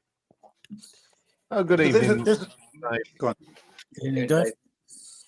There's a song that on the but seriously, folks, the album that Simon showed. There's a song on it called "At the Station," which I think was absolutely the best song on that record. And it had the way the song is constructed is that the drums and the whole song build up a fast tempo, and I don't think he ever played it live, and it was never recorded live, and I don't even think he did it with the Eagles, because I have a feeling that they found that it just never came off well enough live. The only thing I can think of, because it's such a fantastic song. And that happens a lot for me. You know, there's certain songs that a band does, and you search for it, you can't find a single live version of it at all, right? And that song "At the Station" is one of the examples for me. Yeah, I mean, I don't know if you. I mean, on YouTube you get live at Daryl's house. You know, the Daryl Hall thing. And one of the best sets is the one that he did with Joe Walsh. They do a great version of Rocky Mountain High on that. It's absolutely dynamite. And Life Has Been Good. It's a great version. I mean, if everyone's never watched it, just put Live at Daryl's house and you'll see some great artists just having a bit of fun with Daryl in his house or his recording studio. It is superb. I mean, but I think the Joe Walsh one is one of my favourites. All right. Yeah. I mean, there's a really good Joe Walsh video on YouTube, and it's from only sort of like a couple of years ago, you know, and he's playing "Life's Been Good," and he introduces it by saying, "If I'd known I'd have to play the song for 40 years, I would have written something else." I think one of my favourite Joe Walsh quotes is, I think it was on the last Eagles tour with with Glenn, and they were interviewing him. He said, "This is probably the first time I've played all these songs sober." I mean, it's incredible that like on the classic the Eagles live album, he's absolutely out of his shed, isn't he? But you wouldn't know with the guitar playing. I think one of the reasons why this band kept so popular, when they split, there became the era of the classic rock radio station in the US. Yeah. And they were playing like nonstop Led Zeppelin and the Eagles. And I think this is partly a reason why, even though by the late 80s, people still had the Eagles in their mind. You can confirm, Michael, or say that I'm saying bullshit. I don't know. No, it's true. It's true. They were also overplayed, like Rumors by Fleetwood Mac. I mean, I can't even listen to Rumors based on what the radio stations did in terms of overplaying that record. You see, we never had that problem here in the UK, did we, Mike? We didn't have rock radio. We used to get we'd get John Peel in the middle of the night, and then the Friday Rock Show, and that was was it for us, wasn't it? We didn't have all. I mean, Planet Rock was the first proper rock radio we had, and that was not until it was 2000s, wasn't it, when Planet Rock came in?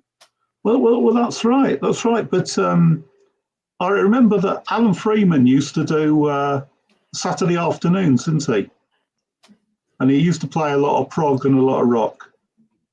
I was in the early to mid 70s.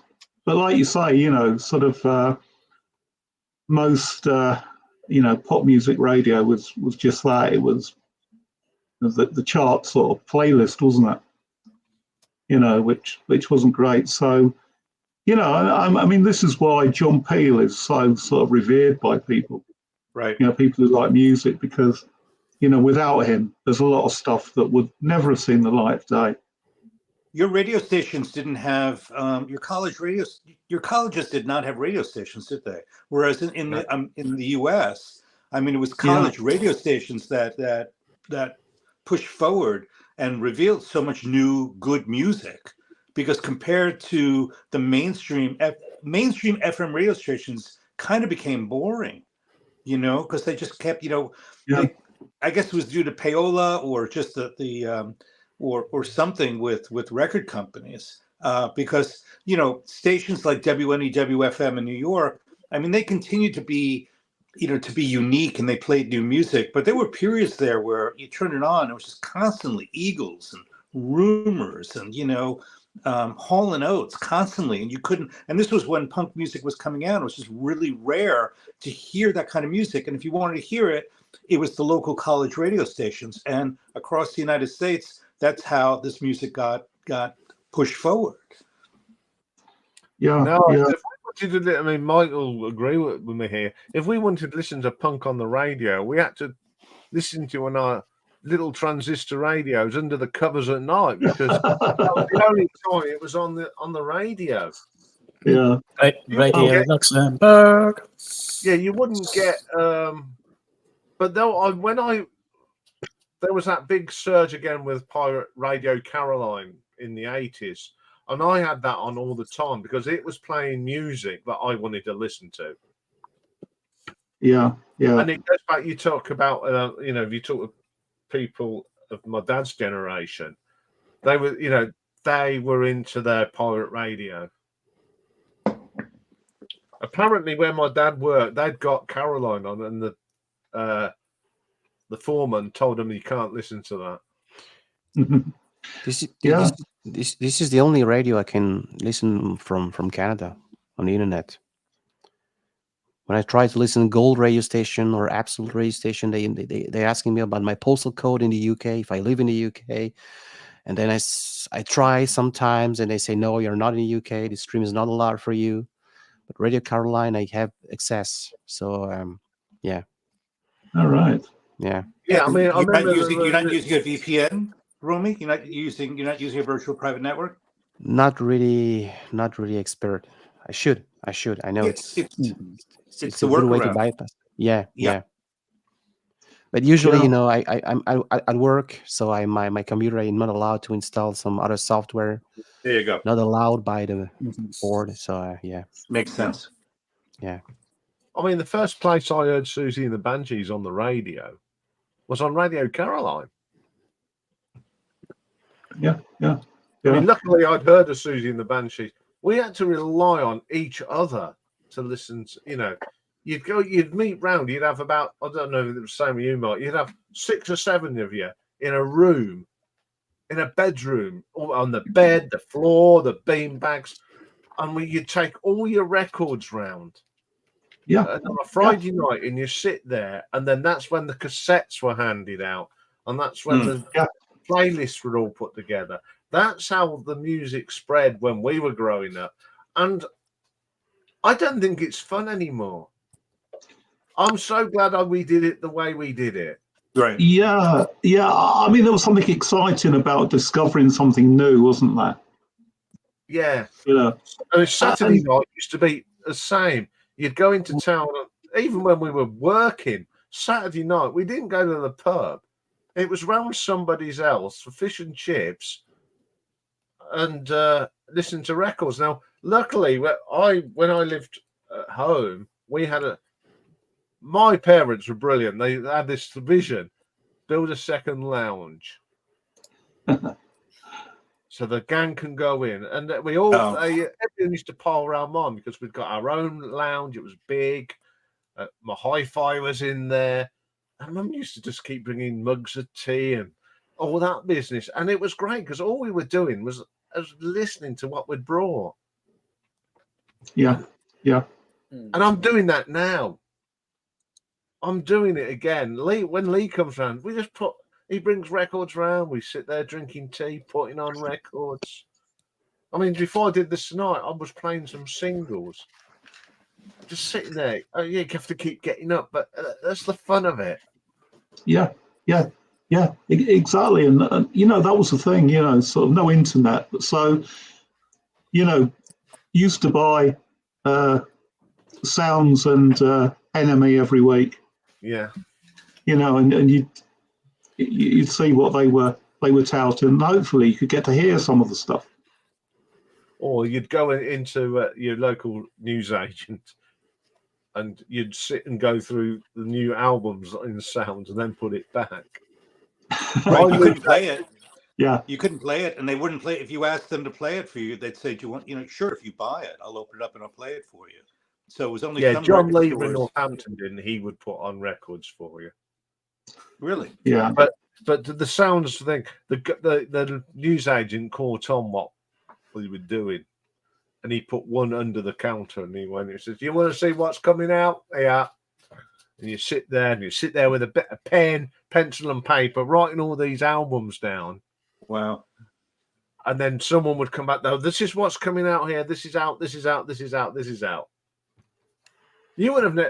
What was it like for you, Simon, when you were 13? Was it very similar, or was there? Well, records were virtually all but finished when I was about 13. You just didn't see them. So all what we had was basically cassettes and CDs. And vinyl was completely dead. Like, nobody had vinyl. Like, your parents had vinyl, but like as kids, we just weren't interested. Tapes, of course, you could record on, of course, which you could borrow an album, you could record it to a tape, and then 13 and onwards, like a lot of people started to get computers as well, so MP3s were kind of dotting around, So it was different. It was easier in some ways. Things were more obtainable, but may didn't I ask have the whole ritual of bringing something home and playing it in front of everybody. You didn't really do that, really, May I ask you, how old are you, Stevie? 39. Simon? 39, yeah. 39, okay. Yeah. So, just a child. didn't really share it. You just brought something that's for yourself. Because like you guys kind of speak about buying a record and playing it in front of your friends, and you're all kind of enjoying it. But it wasn't really like that for me. I'm sure it probably was the same for others. I was similar to Simon because of traveling with family. Never really had long enough to sort of settle down, set up equipment, go out, find record shops, buy stuff. and play with friends, because every 3 years you were making new friends. Yeah, but you had probably one of the biggest pre-cassettes. You've got all these albums that had been recorded on cassettes. I've never seen so many. Just gazillions, and that's because all from way back, weren't they? Oh God, All yeah. the classics were on there from the early 70s, all on cassettes, all written out nicely. I mean, you know what Dave's like now with how he organises the channel. It was all the same on his cassette. Nice writing. Oh yeah, but it wasn't me that did the writing. It was the shop. It was a record shop. This was whenever I was in Islamabad in Pakistan. You go down to a record store, and they had rows of boxes full of LPs, all in alphabetical order by band. And you'd go along, oh, right, I'd like that track off that album. I'd want that track off that album. I want that track off that album. Or I want all of that album and all of that album. And they'd take it away, put it on a deck, transfer it onto cassette for you, onto a good C90 cassette. Or if it was big enough, a C180. And that was it. And they wrote out all the songs, all the listings, did everything. Beautiful handwriting. It was almost like copperplate handwriting. It was beautifully done. Thank you very much. It cost me the equivalent of around about £2.50. Wow. Oh, that's good. Do you remember the campaign? Home taping is killing live music. Yep, I remember it. Yeah, we all did it though. We did, yeah. We didn't take any notice. Yeah. Anyway, I brought a DVD this week, even though my DVD player's now in the hospital. Right, okay. There you go. Classic. Oh, yeah. Series. The whole series. Oh, excellent. Yeah, this is. You know how much it cost me? $3.99 on Amazon. Oh, good stuff. Yeah, I mean, I think it's because the case is a bit battered, but oh, it's second hand. Good enough. Yeah, I'm going to get another case, but for $3.99, you're not going to grumble, are you? No, it plays all right. I've watched the first 2 episodes, but I won't be able to watch it until my DVD player comes back. Yeah, nobody's buying DVDs anymore. The prices must be just falling, right? Yeah, because that's what the guy said. People are not buying Blu-rays, or they're all streaming their movies. Yeah. Right. Now's the time to buy them. Now's the time. Yeah, you're right, Simon. To your computer.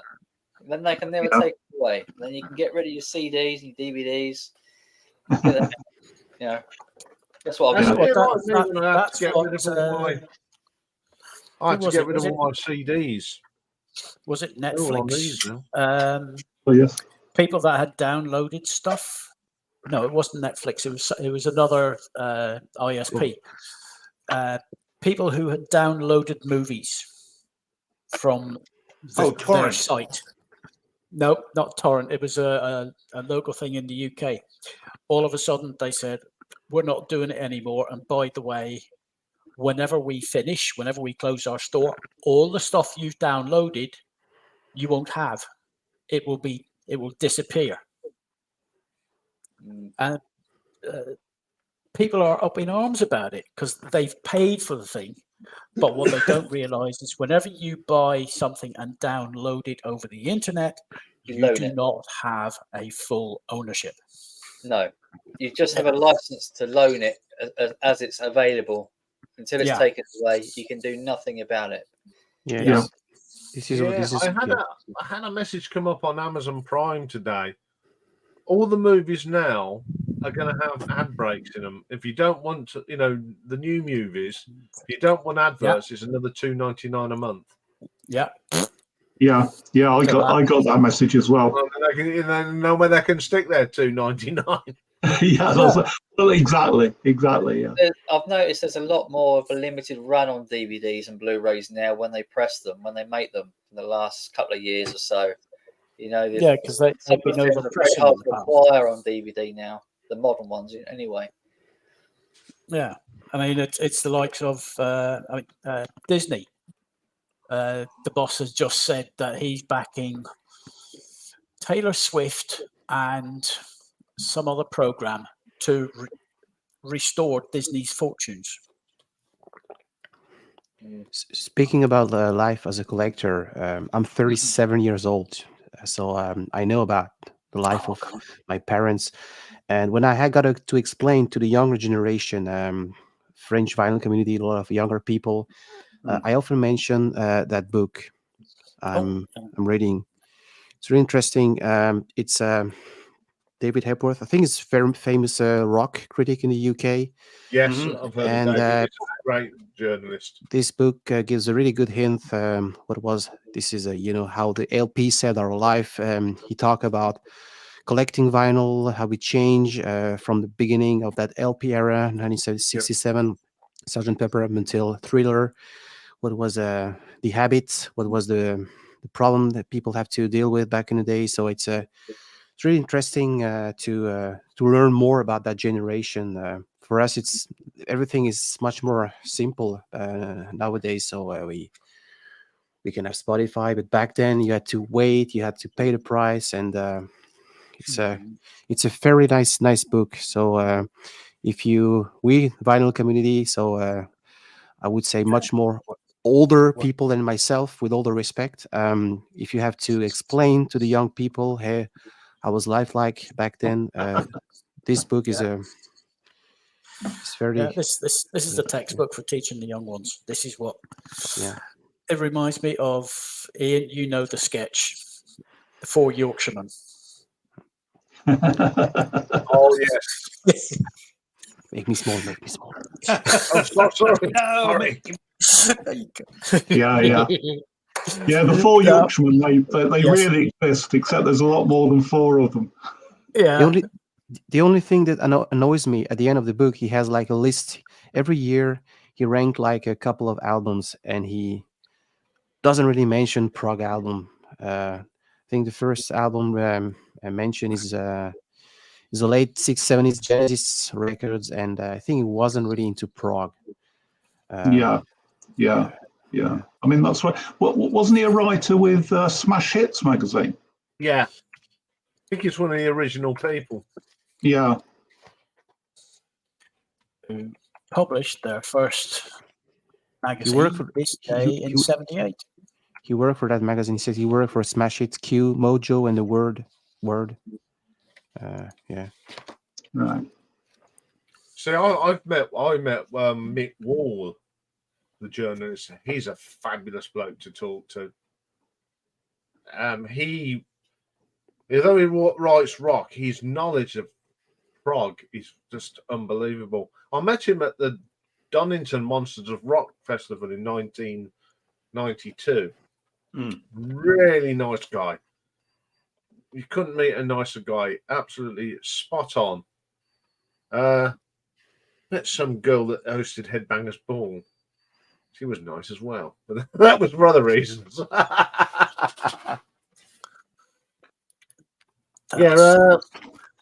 We had some really good. We've got some really good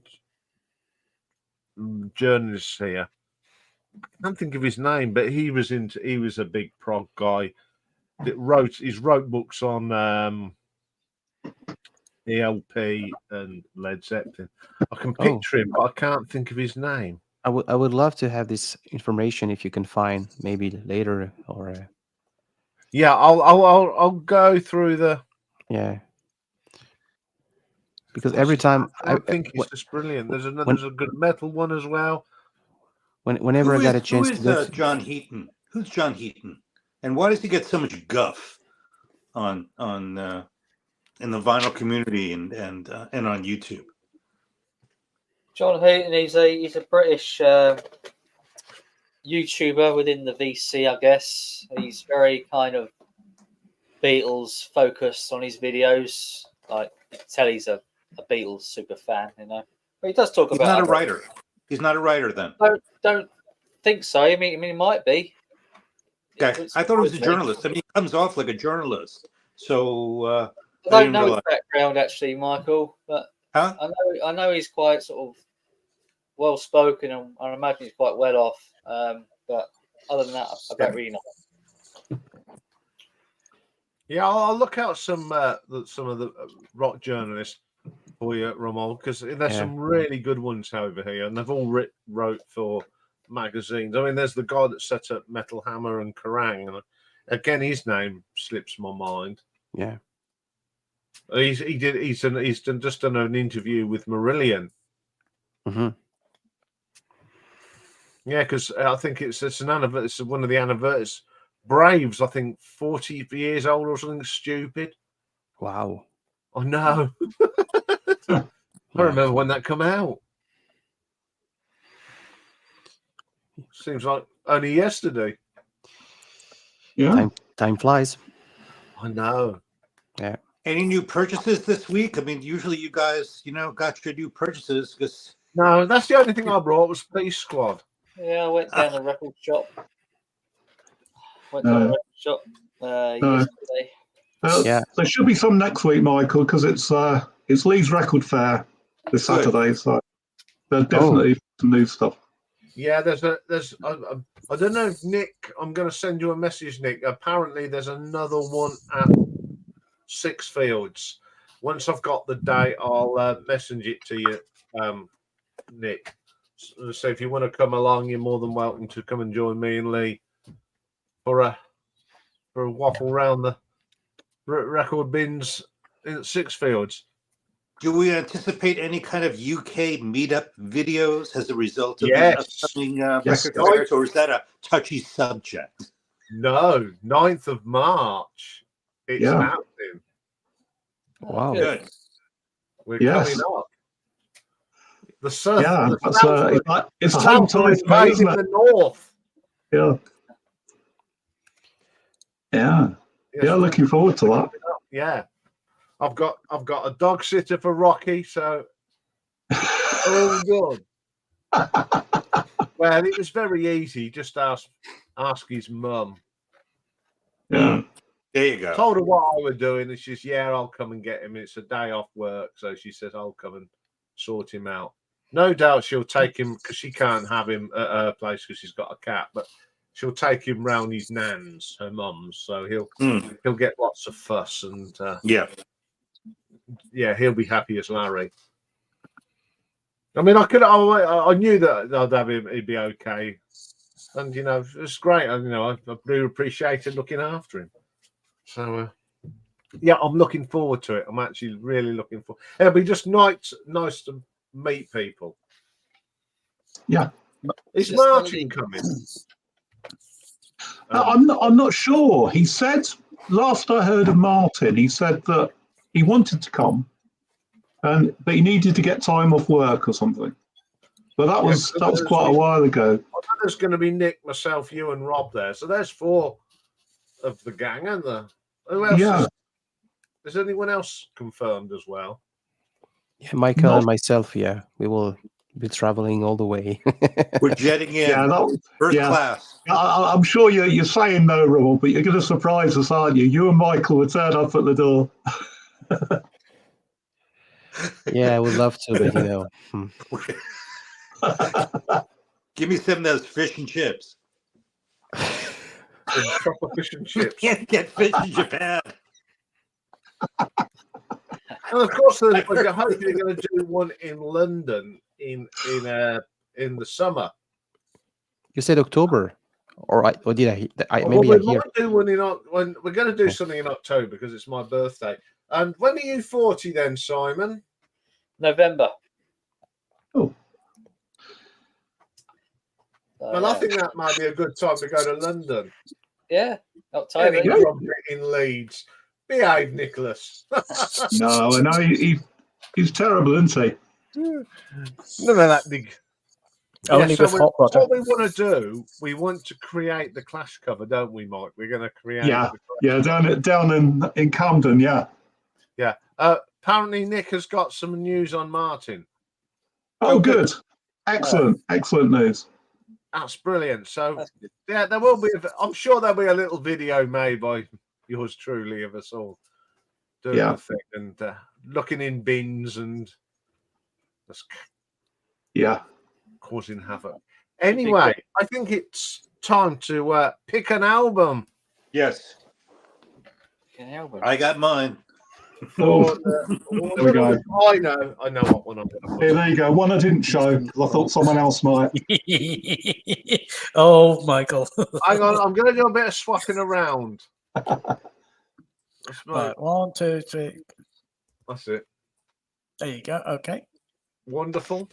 Right. Anyway, once again, I hope everyone's had a really good time in the gallery. I do look, and but as Simon knows now, you can't do everything, can you, Simon? Yeah, you can't. It's really tough to address comments when you're on Yeah.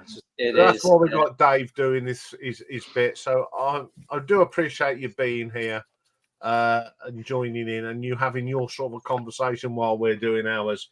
That's what the community is all about, and this is what this stream is about: Yeah. Community, friendship, and just having a great time. So we'll see you all next week. That's why I'm silent. Right. Right. Take See you, care, guys. Good night. Thank all. you. Bye-bye. See you Take next care, time. everyone.